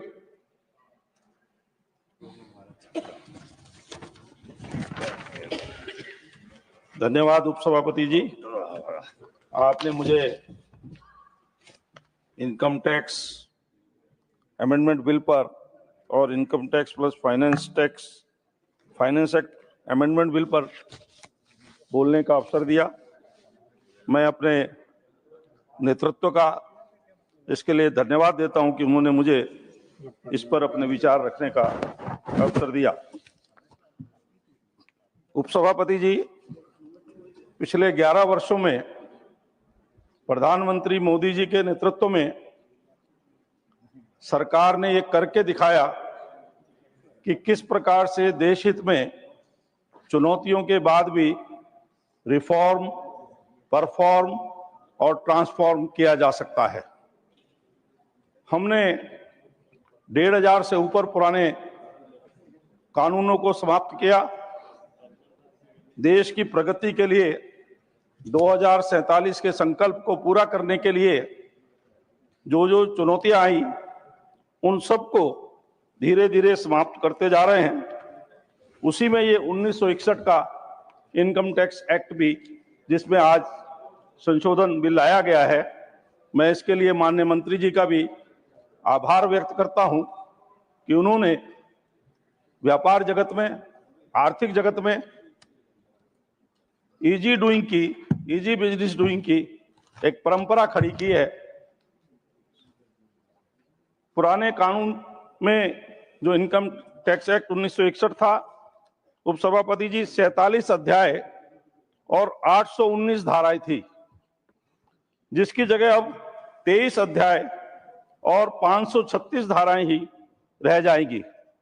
Digital tax, विवाद निपटान और data analytics में tax base बढ़ाने जैसे प्रावधान किए गए हैं। नई कर व्यवस्था में बेसिक छूट सीमा 3 लाख की जगह 4 लाख होगी। सेक्शन 87A के तहत कर छूट की सीमा 25,000 से 60,000, 75,000 के स्टैंडर्ड डिडक्शन के साथ 12 लाख तक आय कर मुक्त है। इससे जहां इंडिविजुअल टैक्स पेयर को सुविधा होगी, वहीं व्यापार जगत में भी व्यापार में आसानी होगी। वित्त मंत्री जी ने जो नया आयकर कानून लाया है, उससे व्यापार करने में आसानी होगी, निवेश का नया और सरल रास्ता खुलेगा। आयकर मामले में सरकार सख्ती की जगह सहयोग बढ़ाने का इरादा रखती है। नए आयकर बिल की समीक्षा करने वाली परवर समिति ने अपनी 4,575 पन्ने की रिपोर्ट में 2,085 सिफारिशें की थी। हमारे लगभग सभी को इसमें स्वीकार कर दिया गया है। इस प्रकार व्यापक रूप से जनता का और विचारों को इसमें समावेश किया गया है। यह आर्थिक जगत में जहां 12 लाख रुपए तक का छूट मिली है, वहीं जिनकी और कोई आय नहीं है, केवल रेंटल इनकम है, उनको तो 17 लाख तक की आय पर कोई टैक्स नहीं है। मैं रेखांकित करना चाहता हूं कि जो रिटायरमेंट की एज में होते हैं और आवश्यकता भी रहती है, अनेक प्रकार की छूट मिली है, लेकिन मेरा समय बहुत कम है। मैं इसके लिए आगे के अपने सारे विषय न बोलते हुए केवल इस बिल का व्यापक रूप से अपना हृदय के साथ समर्थन करता हूं, क्योंकि ये 2047 की चुनौतियों का एक रोड मैप है, जो हमको विकसित भारत का संकल्प पूरा करना है, उसमें ये सहयोगी होगा। बहुत बहुत धन्यवाद। धन्यवाद Naresh ji. Next speaker Shri S Niranjan Reddy. Thank you, Vice Chairman, sir. Sir, I rise to support this bill because this amendment of Income Tax Act has been one of the most awaited pieces of legislation that the country has been waiting for, sir. Sir, in fact, we would illustratively refer to the complexity of Income Tax Act and the amendments that were made, which ran into Z, ZA, ZB, and we were all waiting to see that how a simplified legislation could be made to come over complex legislations like this. Sir, since I think I'm one of the first speakers to speak on this subject, if it has to go on record, sir, I find that the text in this particular act is reduced from 5.12 lakhs to 2.6 lakhs words, sir. The size has been halved. The act uses straightforward language. It uses short sentences, and sir, it uses the reference to many tables. It replaces a lot of provisos and explanations with subsections and clauses. And sir, most importantly, chair की तरफ जब back नहीं करेगा, please. Sir, it replaces the word previous year and assessment year with a simplified term like tax year, sir. Sir, this act also has a continuity with transition because it has taken care of all the amendments, including in the last finance bill act up till this particular enactment. And sir, it also retains a lot of judicially interpreted expressions. So this would mean that when this act starts, it would start on a foot of certainty because many of the expressions have already been interpreted. Sir, having said this, I must say 2 or 3 other things in relation to what I think the act has certain limitations in relation to what it seeks to achieve, and that is the nature of the enactment. So the act can only provide a scaffolding of a structure. So this is not an enactment for the purpose of enforcement which will have to happen through the officers enabled under the act. Sir, I find that one of the biggest challenges facing India is that we have a very minimal tax base. Sir, only 2.2% of the persons living in India are income taxpayers. So just for the people to have an idea, countries like France has 78% taxpayers, US has 48%, Germany has 61.3%. Sir, even by comparable standards, when we look at countries who are similarly placed along with us in BRICS, Brazil has 20% taxpayers, South Africa has 28% taxpayers, Malaysia has 22% taxpayers. A country like Indonesia also, sir, has 7.8% taxpayers.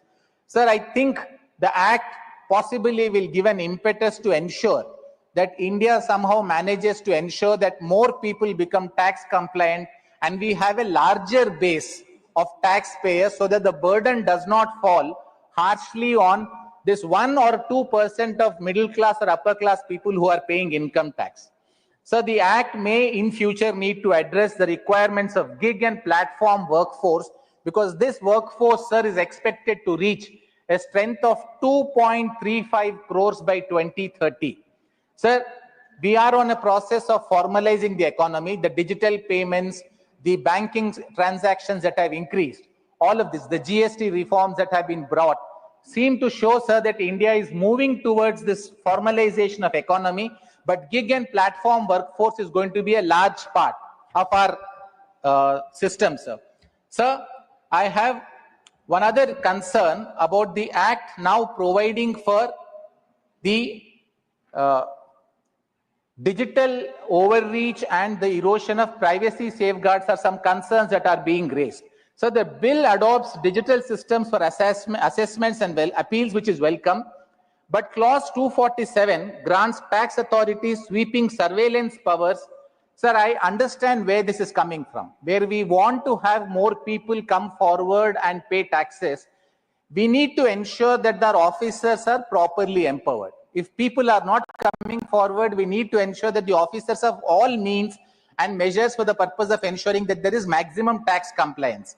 But while providing for it, while enabling the officers, giving them a large liberty with regard to them dealing with the gadgets and the cloud storage space or social media accounts or any electronic data of citizens, while it may be for the purpose of enabling the tax enforcement officers to ensure that there is no tax evasion that happens, sir, there don't seem to be sufficient safeguards or guardrails with regard to ensuring that this thing is protected properly. It must be used only for income tax purposes. So maybe the department or the ministry may have to come up with circulars or guidelines with regard to how these provisions are going to be activated. Sir, then I have another suggestion for the Honorable Finance Minister. Sir, we may need to ensure that while we are ensuring that there is a greater compliance and we would work towards that, we may have to incentivize the honest taxpayers. So many years back, one of the first years, sir, I'm speaking from personal experience, when I paid my tax, I got a certificate of appreciation from Income Tax Department. Just one certificate of appreciation. Every time my chartered accountant would tell me, sir, we can save some money here or there, I would say, no, let us pay the tax. It is going for a good purpose. Sir, a large part of it was the fact that I felt appreciated. I felt my country cared that I paid income tax. Sir, we can come up with some schemes for the purpose of providing appreciation for our taxpayers. Sir, we could come up with one preferred taxpayer card or something, sir, where honest taxpayers who have been paying tax regularly over a period of time, they need to be recognized by the government. Maybe they need to have priority access at airports. They may need to have some priority access for public services. I want the government to show, sir, that people who are paying tax are appreciated and the government would actually recognize them. For a person to stand in a priority queue, sir, it is not that he wants to just jump the queue and move forward, but if any other person is going to an airport or a railway station and he sees there is the priority access for people who are paying income tax honestly, he would want to be in that queue because he would want to show to the world that he is an honest taxpayer. And the people who are in that queue will feel appreciated. It is not about them saving 5 minutes or 10 minutes, sir, but they feel their country cares for these honest taxpayers. Sir, any other schemes? This is just a suggestion that I am making. The government could come up with many better suggestions. In fact, sir, I compliment the government that when this particular enactment was undertaken, there was a wide consultative exercise. Sir, they have sent this to a select committee. I compliment the Honorable Finance Minister for this exercise.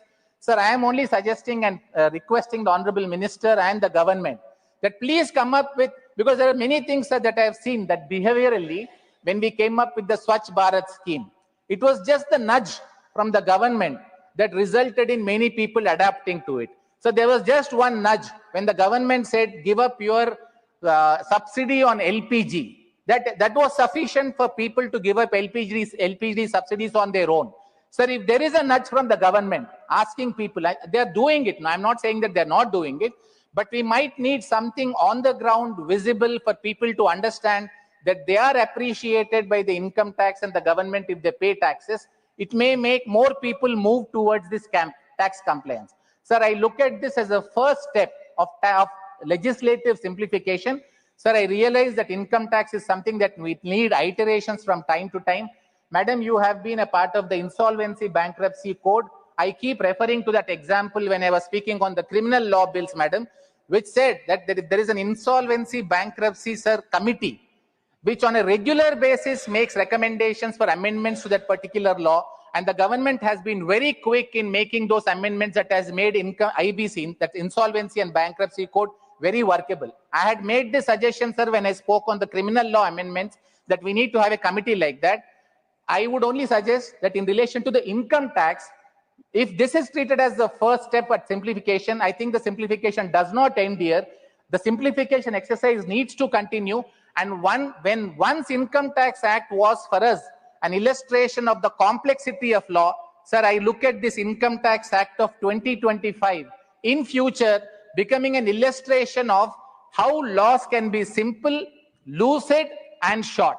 I compliment the government. My party supports the bill entirely, sir. Thank you, sir. Thank you. The next speaker is Debashish Samanta Rai. Not present. Sri Sanjay Kumar Jha. I compliment the Finance Minister for bringing this bill. The 2025 Income Tax Bill modernized India's 1961 tax framework. Tax officials can now access digital device alongside traditional records, addressing litigation gaps. Salary earners up to 12.75 lakhs are tax exempt and can file simplified forms via Forms 26AS. Undisclosed income definition expand to include virtual digital assets. The faceless assessment system is strengthened, eliminating taxpayers' officials' interaction through technology and team-based evaluation with dynamic jurisdiction to reduce corruption. Dispute resolution panels must now provide detailed reasoning for decisions. Tax treaty interpretation is enhanced by allowing undefined terms to derive meanings from other federal legislation, improving clarity in international tax agreement. The bill primarily aimed to simplify the language and remove redundant provisions of the Income Tax Act 1961. The current Income Tax Act 1961 lacks specific provisions for digital devices, creating litigation disputes. The 2025 Income Tax Bill explicitly authorized tax officials to assess digital device alongside traditional paper records like accounts books and ledgers that contains income and expenditure information. Recent tax regime changes exempt salary earners up to 12.75 lakhs from tax liability. According to provisions of the bill, these individuals can submit a simplified claim form instead of full income tax returns. This process integrates with Form 26AS, which provides a comprehensive record of taxes deducted and collected at sources. The 1961 Income Tax Act defines undisclosed income in such cases as cash, gold, jewelry, and other valuables. The new income tax law, the new income tax bill broadens this definition to encompass virtual digital asset as well. Under the IT Act 1961, there is a provision for faceless tax information collection. This provision aims to eliminate direct interaction between taxpayers and tax authorities by leveraging technology reducing corruption, and optimizing administrative resources. It empowers the central government to establish a digital team-based system for collecting tax information with dynamic jurisdiction, ensuring transparency and efficiency while maintaining parliamentary oversight. Dispute resolution, the 1961 Act permits qualified taxpayers, including those in transfer pricing cases, non-resident and foreign companies, to submit a draft tax assessment to a dispute resolution panel for guidance. The draft will maintain this provision, but now requires the panel to provide detailed reasoning and determining factors with their decisions. The law enables the central government to create international agreement preventing double taxation. When treaty terms lacks definition in the agreement or act, the government provide meanings through notification. The bill adds that undefined terms may also derive meanings from other federal legislation. The Act establishes anonymous information gathering and tax assessment procedures, which the bill preserves. Additionally, the bill grants the central government new powers to develop schemes aimed at improving operational efficiency, transparency, and accountability in tax administration. The bill pared down the number of words in the law to around 2.5 lakh to 2.59 lakhs from the 5.12 lakhs in the income tax 1961. 2,59,000 से 5,12,000 से 2.59 lakhs words, almost half हो गया. The number of sections 2 have been slashed to 536 from 819. In order to provide greater clarity, the new bill has increased the number of tables it incorporates. Conclude, 1 minute. Please. To 257 from 18, and number of formulate to 46 from 6. The above provision have enabled the consideration of eschated clauses and simplified the complex language of income tax principle. The IT bill seeks to Thank you, Sanjay ji. Just 1 minute. Thank you. Thank you. Already transform the act into concise, lucid, and accessible legal instrument, more so for the normal income taxpayer. One suggestion to Finance Minister: the definition of computer system is wide and also include virtual digital space. The above terminology in attempt to modernize tax enforcement. 1 minute. I'll call now. Next speaker. One suggestion is issuing clear SOPs guidelines in this regard and conducting regular sensitized training program in this regard would serve as a confidence, because if you teach the mobile or computer. Thank you, Sanjay. That is one suggestion. Thank you. Next speaker, Sri Sanjay Seth. धन्यवाद sir. सबसे पहले मैं इस ऐतिहासिक सुधार के लिए माननीय यशस्वी प्रधानमंत्री श्री नरेंद्र मोदी जी का धन्यवाद देता हूं और माननीय वित्त मंत्री श्रीमती निर्मला सीतारमण जी को धन्यवाद देता हूं. यह बिल विकसित भारत के संकल्प की दिशा को पूरा करने के लिए एक मजबूत कदम है.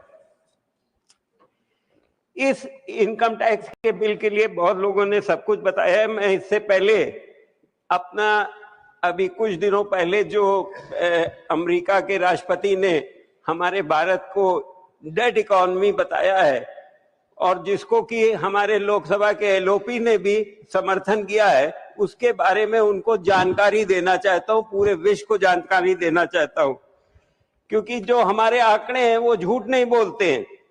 2024-25 में भारत की जीडीपी का ग्रोथ रेट 6.5 रहा, जो G20 इकोनॉमी में सबसे ऊपर है. मई 2025 में इन्फ्लेशन रेट गिरकर 2.82% आ गया, जो 2019 के बाद सबसे निचला स्तर है. टोटल एक्सपोर्ट 2024-25 में रिकॉर्ड 824.9 बिलियन का पर पहुंचा है. भारत की नॉमिनल जीडीपी 106.57 लाख करोड़ 2014-15 से बढ़कर 331.03 लाख करोड़ 2024-25 में हो गई है. परचेजिंग पावर पैरिटी के हिसाब से हम $14.59 ट्रिलियन जीडीपी के साथ तीसरे नंबर पर हैं। भारत की अर्थव्यवस्था हर साल औसतन 6 से 8% की रफ्तार से आगे बढ़ने का अनुमान है और अगले 15 साल में औसत लगभग 7% रह जाएगी। वहीं अमेरिका की जो अर्थव्यवस्था है वो औसतन 2% की दर से बढ़ने का अनुमान है, जो पिछले 15 सालों की उसकी रफ्तार बराबर चल रही है। आज हमारी अर्थव्यवस्था विश्व में 5वें नंबर पे है और 2027 तक हमने संकल्प लिया है कि हम इसको तीसरी अर्थव्यवस्था बनाएंगे।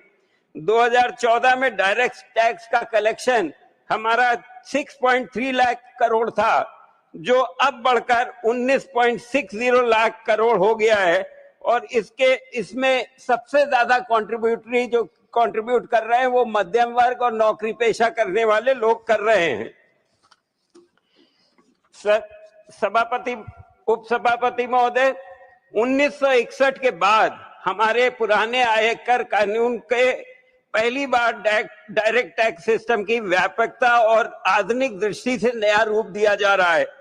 हमारी सरकार का उद्देश्य स्पष्ट है, भाषा को सरल करना, अनावश्यक प्रावधानों को हटाना, प्रक्रियाओं को पारदर्शी बनाना और हर नागरिक के लिए कानून को सुलभ करना। इस बिल के द्वारा 536 सेक्शन हटाकर करके 16 शेड्यूल में व्यवस्थित किया गया है ताकि एक आम आदमी को इसे आसानी से समझ सके।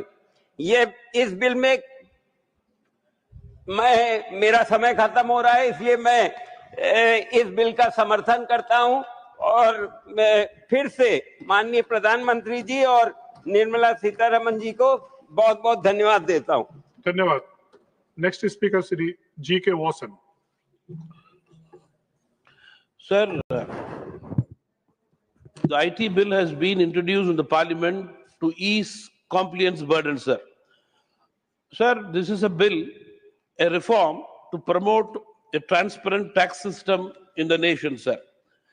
Flexibility has been provided in the new IT bill for allowing refund claims in the cases where if the IT return is not filled on time. Sir, this is a big boon, a major relief to the taxpayers. Unfortunately, sir, such an important bill, sir, today we find that there is nobody in the treasury benches, sir. Such a relief to the taxpayers, treasury benches are not bothered about it, sir. They should have been here in this bill to discuss, deliberate, and debate, sir. Unfortunately, sir, they do not bother about the taxpayers of this country, sir. I am sure the taxpayers will be aware of the opposition parties, sir. Likewise, sir, the previous bill was on sports. For students in the school and college, sir, sports is a very favorite subject. They are not bothered about students in the school and college, sir. I am sure parents of this country, students in the college and school, and people who are interested in the sports will know the real face of the opposition today, sir. Coming to the bill, sir, the original bill raised concerns on house property taxation, pension deduction, and also for renewal for demand filing. The revised bill has addressed these gaps to reduce disputes, simplify interpretation, which will pave a way forward for fairness, sir.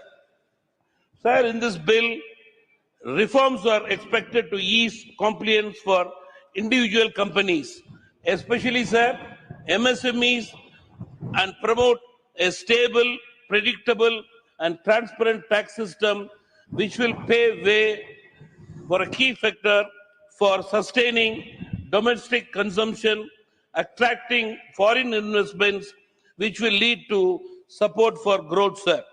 Sir, this important bill has opted for simplified language to make the law more accessible and has removed absolute and redundant provisions for greater clarity in the bill, sir. To conclude, sir, the FM's legislation displays the forwardness, That is the clarity of our tax administration. This kind of base in the tax system, sir, will support our economic growth in the country, sir. With these words, my party, Tamil Maanila Congress Bhupanar, supports the IT Bill 2025. Thank you, sir. Message from Lok Sabha. Secretary General. Sir, with your kind permission, I rise to report that the Lok Sabha at its sitting held on the 12th August 2025 passed the Mines and Minerals Development and Regulation Amendment Bill 2025. I lay a copy of the said bill on the table. Next is Speaker Dr. Bhagwat Kara. माननीय सभापति महोदय, माननीय सदस्यगण, आज मुझे income tax bill 2025 के ऊपर बोलने के लिए अवसर दिया, इसलिए मैं आपका और हमारे हाउस लीडर माननीय जेपी नड्डा जी का आभार व्यक्त करता हूं। आज भारत देश की इकोनॉमी पूरे दुनिया में चौथी नंबर पे है और जल्दी ही माननीय प्रधानमंत्री मोदी जी के नेतृत्व में तीसरी इकोनॉमी बनेगी। प्रधानमंत्री जी के नेतृत्व में जैसे तीसरी इकोनॉमी बनने वाली है, वैसे ही हमारे फाइनेंस मिनिस्टर मैडम की पॉलिसी भी महत्वपूर्ण है। इस बिल जो इनकम टैक्स एक्ट 1971 को रिप्लेस करेगा, ये जो एक्ट है 64 साल पुराना एक्ट है।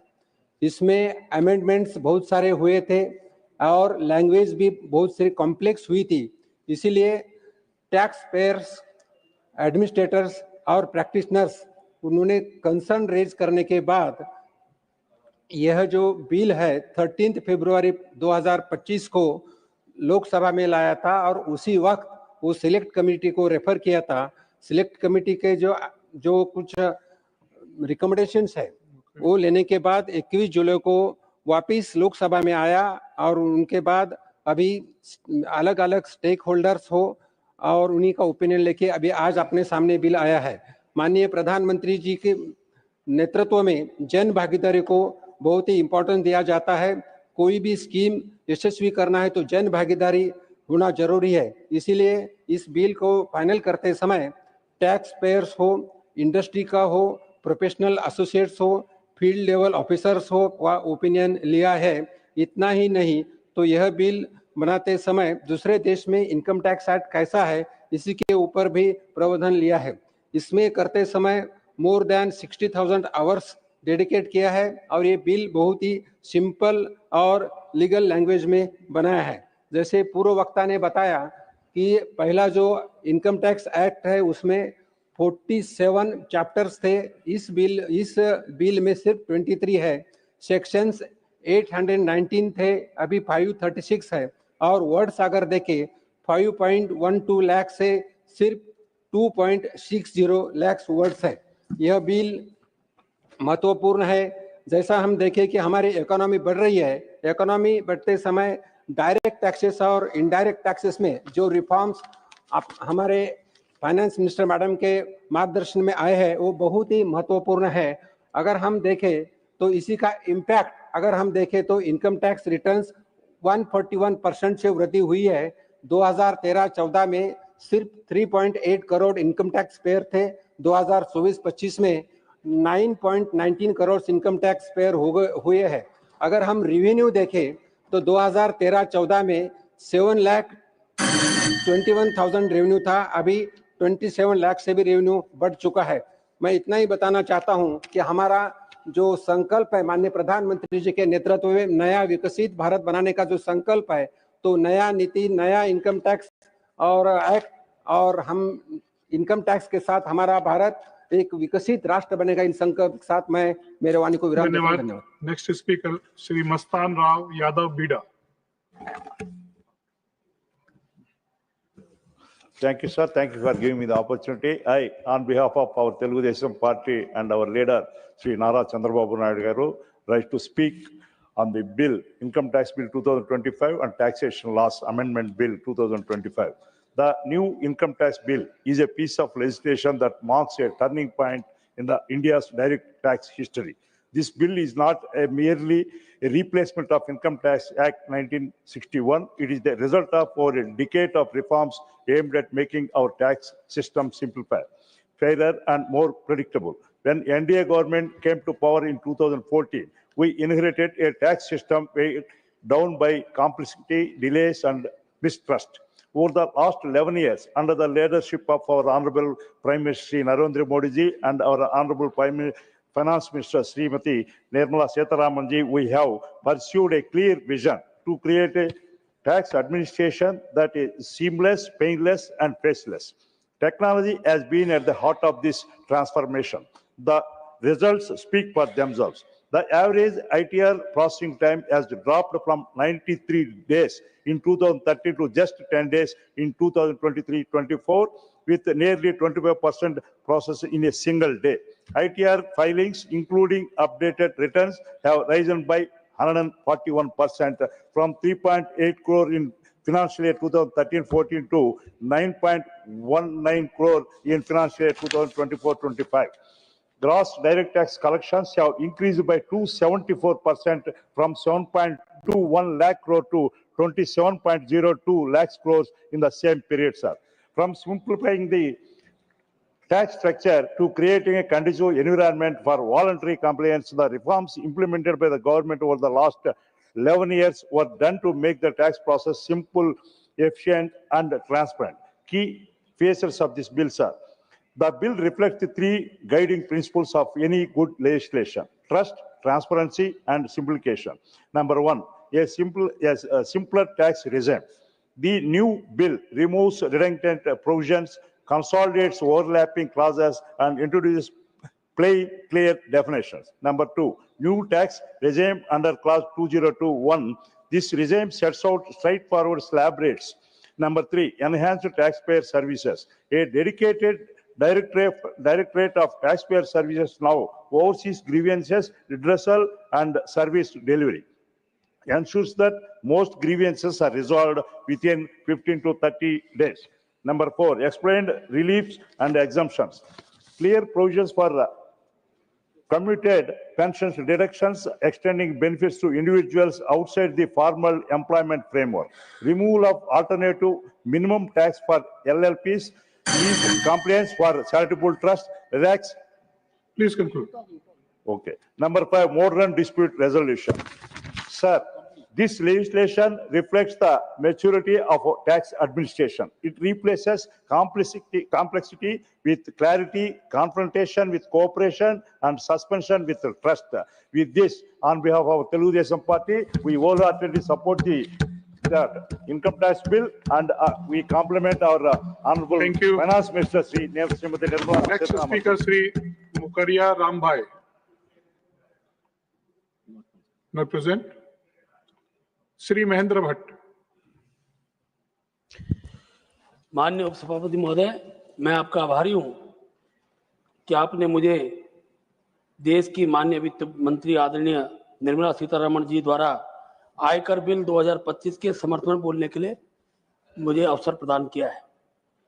भाजपा शासन के पिछले 11 वर्षों में अप्रत्यक्ष हो चाहे प्रत्यक्ष कर हो, दोनों क्षेत्रों में काफी सुधार किए गए हैं, और ये सुधार तब होते हैं जब नेतृत्व सुधार की दिशा में पहल करता है।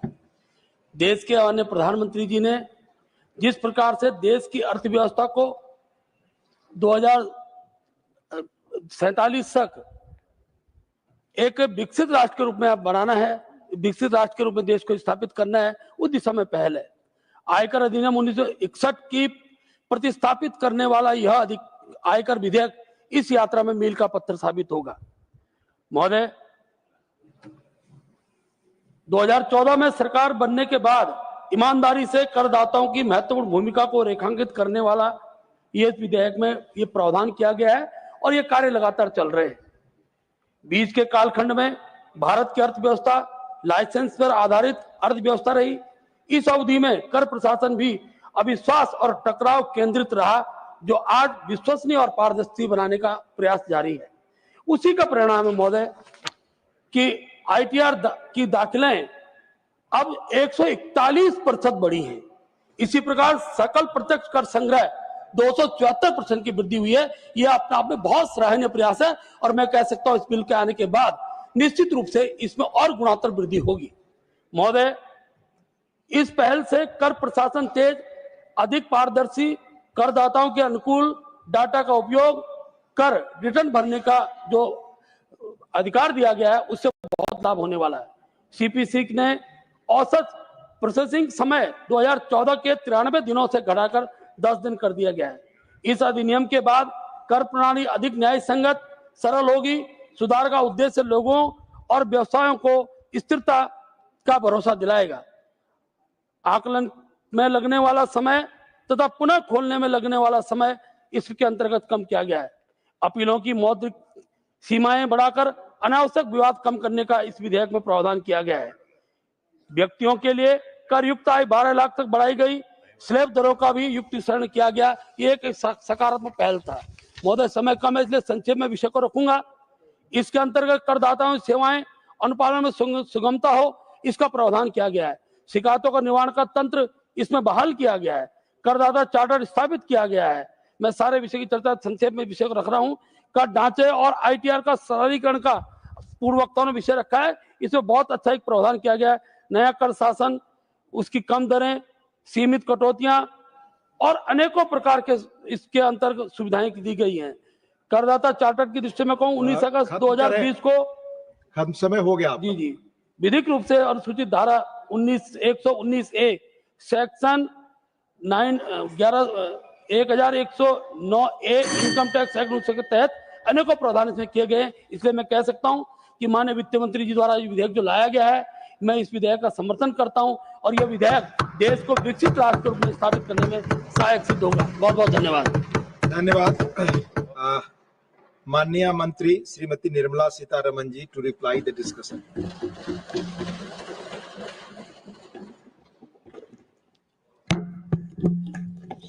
Thank you, Deputy Chairman, sir.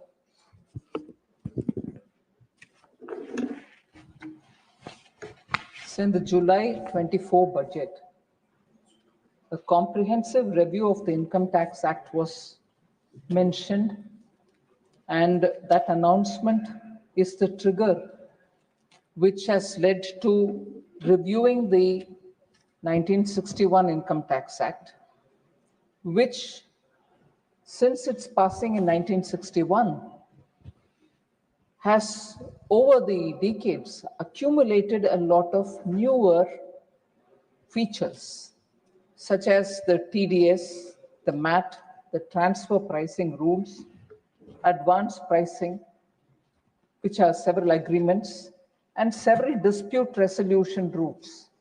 So each of these have served a purpose, but have made the law itself very complex. So it was very tough to navigate for an ordinary citizen who's wanting to file his returns.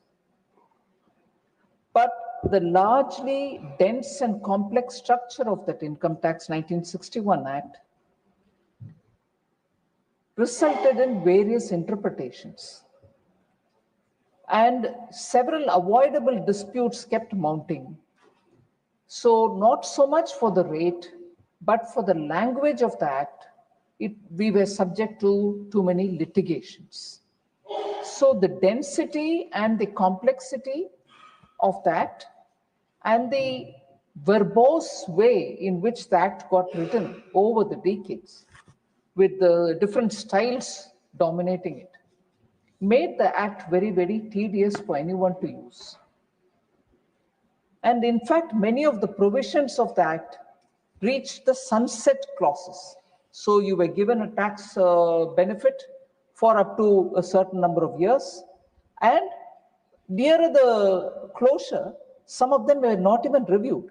So the sunset clause existed, and at that time, more reviews had to happen, whether the sunset should continue or you should close it. These kind of things have also made it sound as though it has become outdated in parts, not the whole thing, but in some parts. Therefore, we needed a new law, and that is why in July 24 budget, I had announced that we'll come with a comprehensive review of Income Tax Act 1961 to make it concise, lucid, easy to read, and easy to understand. So that is the main objective with which we started this, sir. It was the review and the new income tax bill, which is now the subject of our discussion, were completed in record 6 months' time and introduced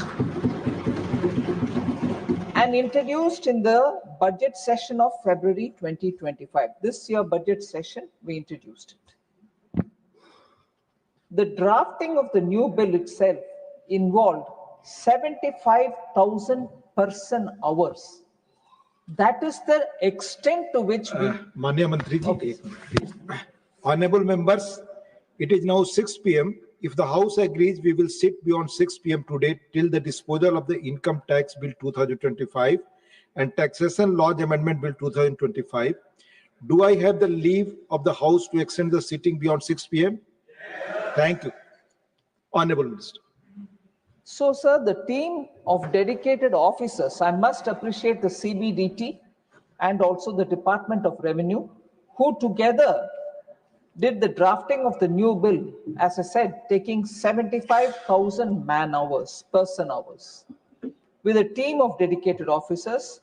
So the Income Tax Department worked very earnestly and repeatedly went through for any overlaps or errors in the language and kept itself constantly reviewing and correcting, reiterating, and so on.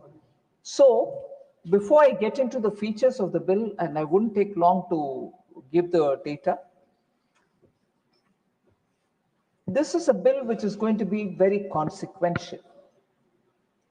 An Income Tax Act, every year, some amendment in the finance bill itself, we all pay a lot of attention, go into the details, what will it mean, what is the implication on me, how many people will end up paying more, paying less, what are the other provisions with which action will be taken on me, and so on. All of us are quite aware of that. So for even one little amendment to the Income Tax Act, there is so much attention given for the finance bill during the budget session every year. So this is a very consequential act in that we are changing the 1961 Act itself in a way, removing it and bringing a new act. We won't remove it in total because there will still be some cases or some incidents which relate to that period, and therefore that 61 Act will continue in some form only to the limited purpose of attending to those period relevant matters. So if this is the seriousness with which this country is looking at bringing a assessee-friendly, taxpayer-friendly act, replacing the 1961 Act, and it is a milestone which this country's financial system will face, I am shocked that the opposition doesn't want to participate in it. And let me tell you, sir, initially, understanding the importance and the consequential nature of this, the opposition parties agreed in the Business Advisory Council, Business Advisory Committee, that they will indeed participate in the Lok Sabha and also in the Rajya Sabha on this bill and debate it. And they were allotted 16 hours in Lok Sabha, 16 hours of debate in Rajya Sabha. Most often the opposition says, no, you don't want to discuss anything. We are asking for public, people's interest, public's interest. We want to have charcha on this matter. We agreed for 16 hours of charcha in Lok Sabha, 16 hours of charcha here. Okay, you had some protest, you want to march to the Election Commission, you went. But you came back, participate. You agreed to give 16 hours time for this discussion. Why are they away, sir, today? And when we talk about tax and tax-related matters, they will say, no, you're imposing tax burden on the people. Let me tell you, prior to COVID onwards, 2019 onwards, Prime Minister Modi has given clear instructions. COVID or no COVID, we shall not increase the tax burden on people. Not one paisa has been increased. And in fact, the new income tax scheme which was brought in so that people who still want to enjoy the benefits of, some kind of deductions can remain in the old scheme. But people who want to be paying less tax with or without deductions, we came up with a user-friendly new regime. And there, consequentially, every year we've been reducing both the rate and widening the slabs, income slabs. This year, historically, as a big milestone, Prime Minister Modi said at least 12 lakhs tak, no tax should be paid by any Indian citizen, which means up to 1 lakh per month salary, no one will have to pay any tax. The structure was made simple, rates were reduced, rebates were given, so no tax for up to 12 lakhs income. And further, for others in a different income bracket, rates were reduced. So that is the way in which every budget we are making it easier for the taxpayer. Now, the point that I wanted to highlight is, if there's so much concern, and rightly as an opposition party, they should have the concern for taxpayers, that they should not be burdened. The rate was brought down till 12 lakhs in the budget, which was in the finance bill of February 2025. Now, as promised in the July budget 2024, we are simplifying the whole tax law itself so that compliance will be easy. Even that is a very big step, as I said. And for that, when allocation of time also has been given, opposition is failing its duty in serving the people of India, that they don't want to participate in this discussion, neither in Lok Sabha nor here. So, having said all this, I want to say, to remove any confusion in the minds of anybody, this amendment and bringing in a new law in the place of old 1961 aims at simplifying the language, the lucidity which is required for anyone to understand it, no anomalies or any overlapping language that leads to misinterpretations. So this aims at only that. There are no new rates being brought in here, no tax issues which are being brought in here. That will come every year as it does in the finance bill. This is purely for making the document simpler. And I must say, sir, like the way we've done today in the insolvency and the bankruptcy code, where we are bringing the next generation of IBC, bigger reform, that also has gone to the select committee. Lok Sabha has had that introduced today, and it has been sent to a select committee. Even this act, when it was introduced in February, in July itself, I did say that wide consultations will be held. This act, when it was brought in, was sent to a select committee. And I must thank and put on record my gratitude for the extensive work that that select committee, in the chairmanship of Baijent Panda, MP from Lok Sabha, and his entire team, which consisted of members from all parties represented in the parliament. They all did extensive work, they consulted, they went around the country, they met with experts, domain experts, tax experts. They met with so many people and taken intensive inputs from these people. So, the committee consisted of 31 members from across, as I said, from across the political spectrum. The committee held 36 meetings, engaging extensively with government officials, stakeholders, and experts, and received 334 memoranda containing a wealth of valuable inputs and suggestions. So the committee, if we did that many number of person hours, 75,000 person hours from the department, the committee had 36 meetings and took 334 memorandum from the public.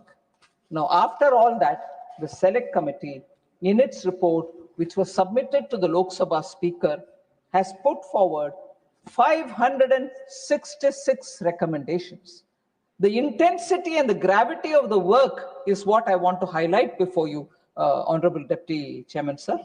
Of these 566 recommendations, the committee itself agreed to department's view in response. The suggestions came, the department gave its response. The committee agreed for the department's view for about 370 cases. So 566 was the suggestion given. In 370 proposed cases, accepted the clause as was proposed in 370 cases. Further, sir, not going into too much details, but it is so important that I want to give a few information to you. Redundant provisions were removed. Archaic languages were also removed. We have reduced the number of sections which many honorable members spoke about. The total number of sections, sir, were 819 in the 1961 Act. 819 sections.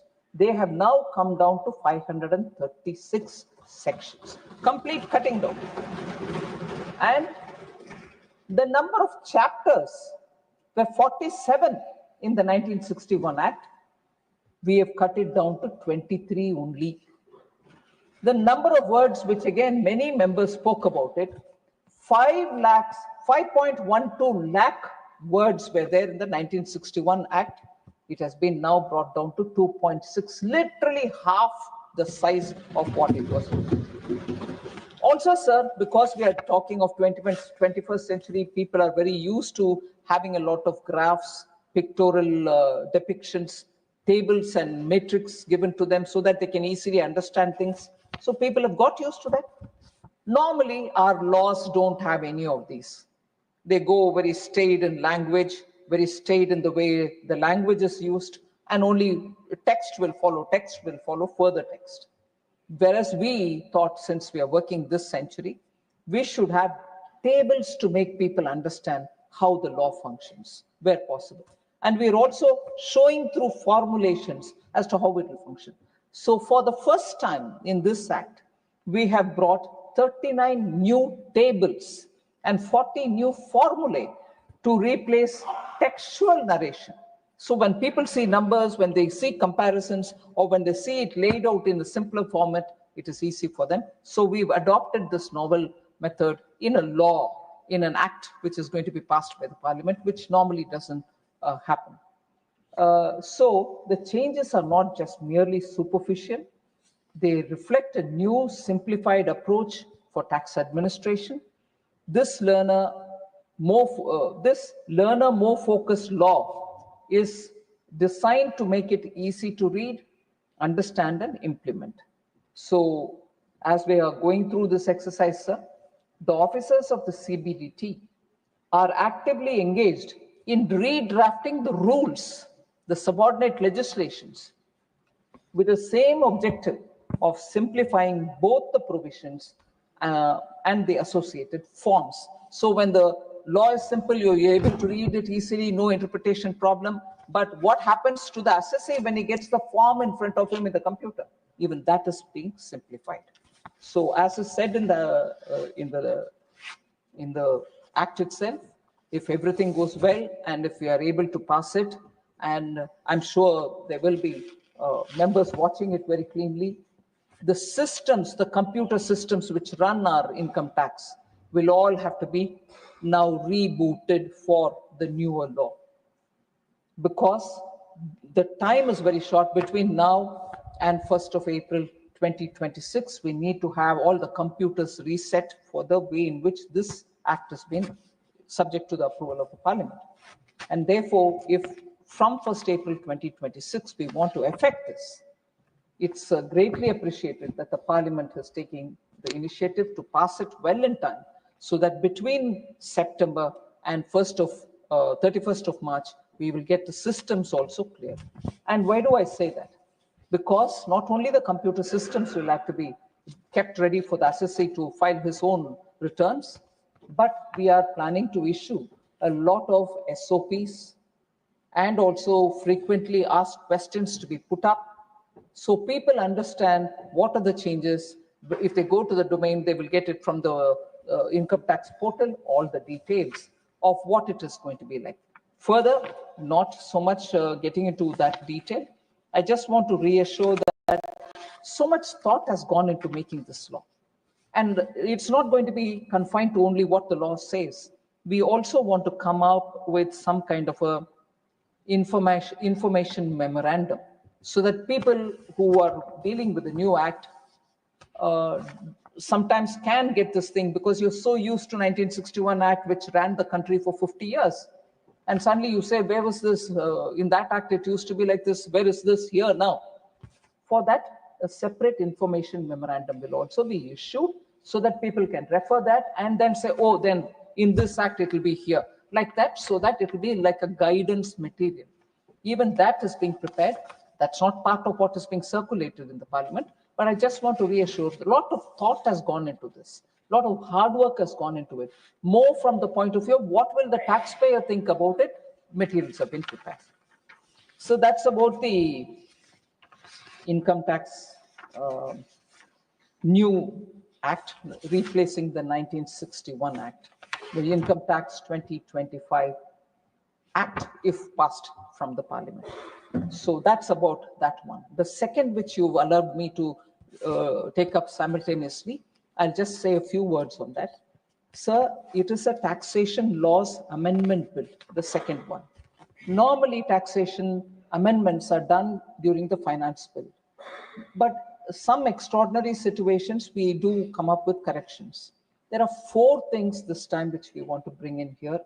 We could have waited for the finance bill, but because the economy, people, everybody wants to have very quickly a look at how these are developing, we've just done 4 things. One is giving tax exemption on dividend interest and also long-term capital gains to sovereign wealth funds and pension funds investing in infrastructure between 1/4/2020 and 31/3/2030, subject to notification.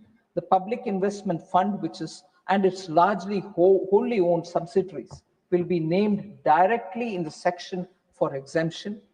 PIF is from Saudi Arabia. So that fund is being, like the way we've given earlier for other sovereign funds. That is one. Second, abatement of all assessments for block periods in such cases until block assessment order, which will be a major reform and ease of doing business step. So they can treat the entire block. Even in between one of the years, there was a search. They didn't have to have confusion. Then there was this 75,000 rupees deduction, standard deduction offered for the income tax. People had a confusion saying, is this available for salaried people? What will happen? So we have given a clarification there. So hardly about 3 of them.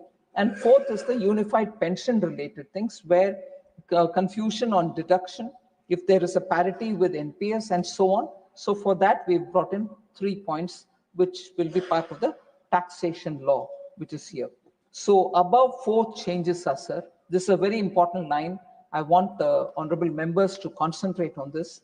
The above 4 changes which are coming through this tax law amendment are for the Income Tax Act of 1961. We are talking about income tax bill, which is getting replaced because of language and other things, and bringing 2025. But the old and the current prevailing act, 1961, requires these amendments. But these have also been, this is where I want the attention of the honorable members. So these amendments are coming into the 1961 acts. But these have also been incorporated in the new income tax bill also. So we need not worry about confusion. We have not overlooked any of this. So with these words, sir, I want to submit. Thank you very much for giving me this opportunity to explain. I request that the bill be returned. I shall now. So 1 minute. Yes, please. 1 or 2 members had raised. Yes. I just want to answer them. The first one is about a point which Niranjan Reddy ji, he's not here. Just call out. I just want to, YSRCP. So he had raised this point that there need to be sufficient safeguards, guardrails for protecting privacy in searches. I want to tell the members, sir, search provisions have been rationalized in this bill. These have been done to adequately cover the cases where there could be some technological challenges. However, I want to underline the fact that no new power has been given to the officials through this act. There is no new power assigned to the tax authorities. However, to allay the apprehensions, as I said earlier, to allay the apprehensions of honorable member and other taxpayers, CBDT will come out with a SOP as to how to deal with the personal information seized during searches. Because most often when searches happen, the computers are seized, people get panicky, they don't know what to do with it. So there will be an SOP issued for the assessee to know how to deal with such search-related matter. The second point that Niranjan Reddy ji had said, for some kind of appreciation of honest taxpayer, we also give certificates to honest regular taxpayers. I hope he's not missed out on that. I just want to inform him on that. So the other honorable member who spoke was Sanjay Kumar Jha, who had raised this issue of computer systems used in search provisions, saying that the definition is too wide. I just want to assure the member that all of us would appreciate that the definition of computer system has to be wide enough, sir. Today, the computer systems are of so many different varieties. Technology is making it wider. Technology is changing it rapidly. So by keeping it wider, we are giving an option for the taxpayer also that your computer, your technology that you're using is also covered under the definition. Otherwise, normally what happens is they look at the narrow definition and say, hey, you can't touch my computer because this is not defined by you. So we've kept that wider.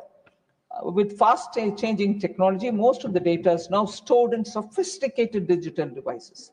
Therefore, for access to such data, there have been some rationalization in the search provisions, particularly where there is a cooperation from taxpayers. Sometimes taxpayers don't cooperate. Recently, most of our honorable members would have read in the newspapers that when the search happened, when they went for doing the search, they completely refused to give access to the computers. They said, we don't have the password.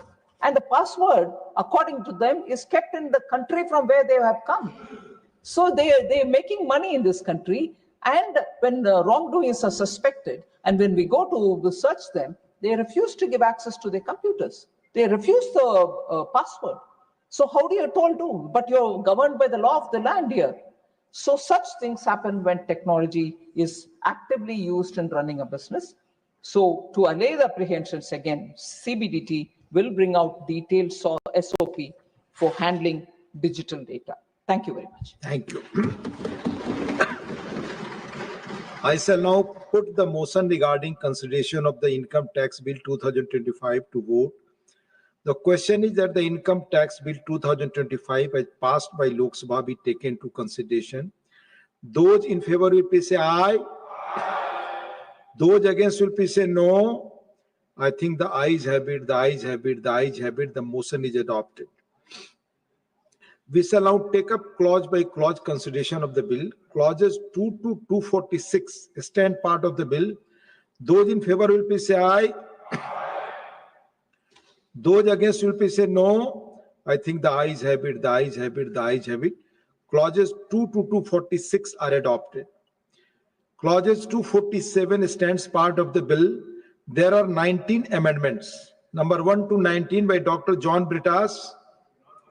Not present.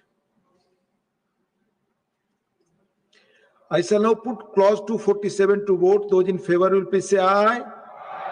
Those against will please say no. I think the ayes have it, the ayes have it, the ayes have it. Clause 247 is adopted. Clauses 248 to 536 and Schedule 1 to Schedule 16 stand part of the bill. Those in favor will please say aye. Those against will please say no. I think the ayes have it, the ayes have it, the ayes have it. Clauses 248 to 536 and Schedule 1 to Schedule 16 are adopted. Clause 1, the enacting formula and the title stands part of the bill. Those in favor will please say aye. Those against will please say no. I think the ayes have it, the ayes have it, the ayes have it. Clause 1, the enacting formula and the title are adopted. Srimati Nirmala Sitharaman ji to move that the bill be returned. Sir, I rise to move that the bill be returned. Motion moved that the bill be returned. The question is that the bill be returned. Those in favor will please say aye.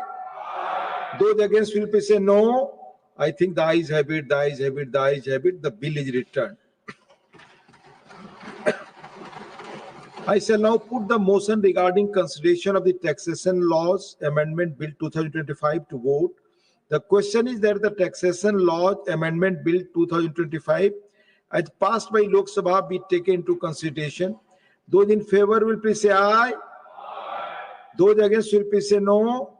I think the ayes have it, the ayes have it, the ayes have it. The motion is adopted.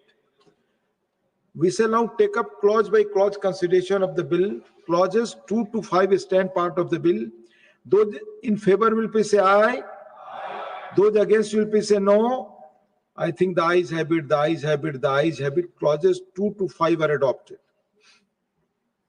Clause 1, the enacting formula and the title stands part of the bill. Those in favor will please say aye. Those against will please say no.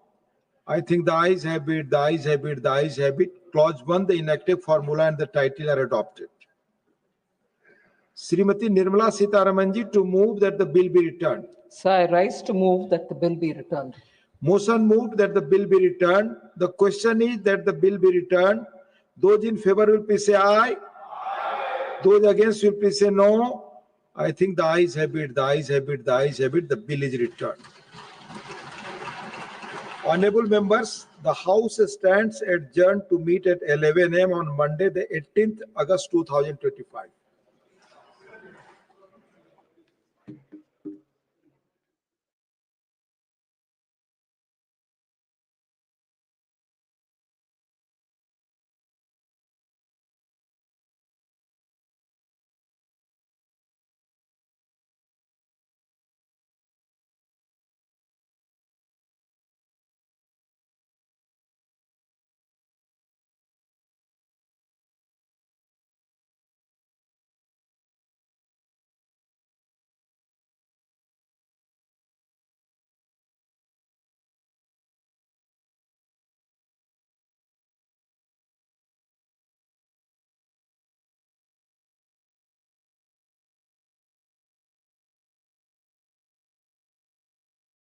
और आप हमसे जुड़े रहने के लिए subscribe करें YouTube पर, follow करें Twitter पर और लाइक करें Facebook पर। और ज्यादा जानकारी के लिए आपको टाइप करना होगा सिर्फ न्यूज़ नशा।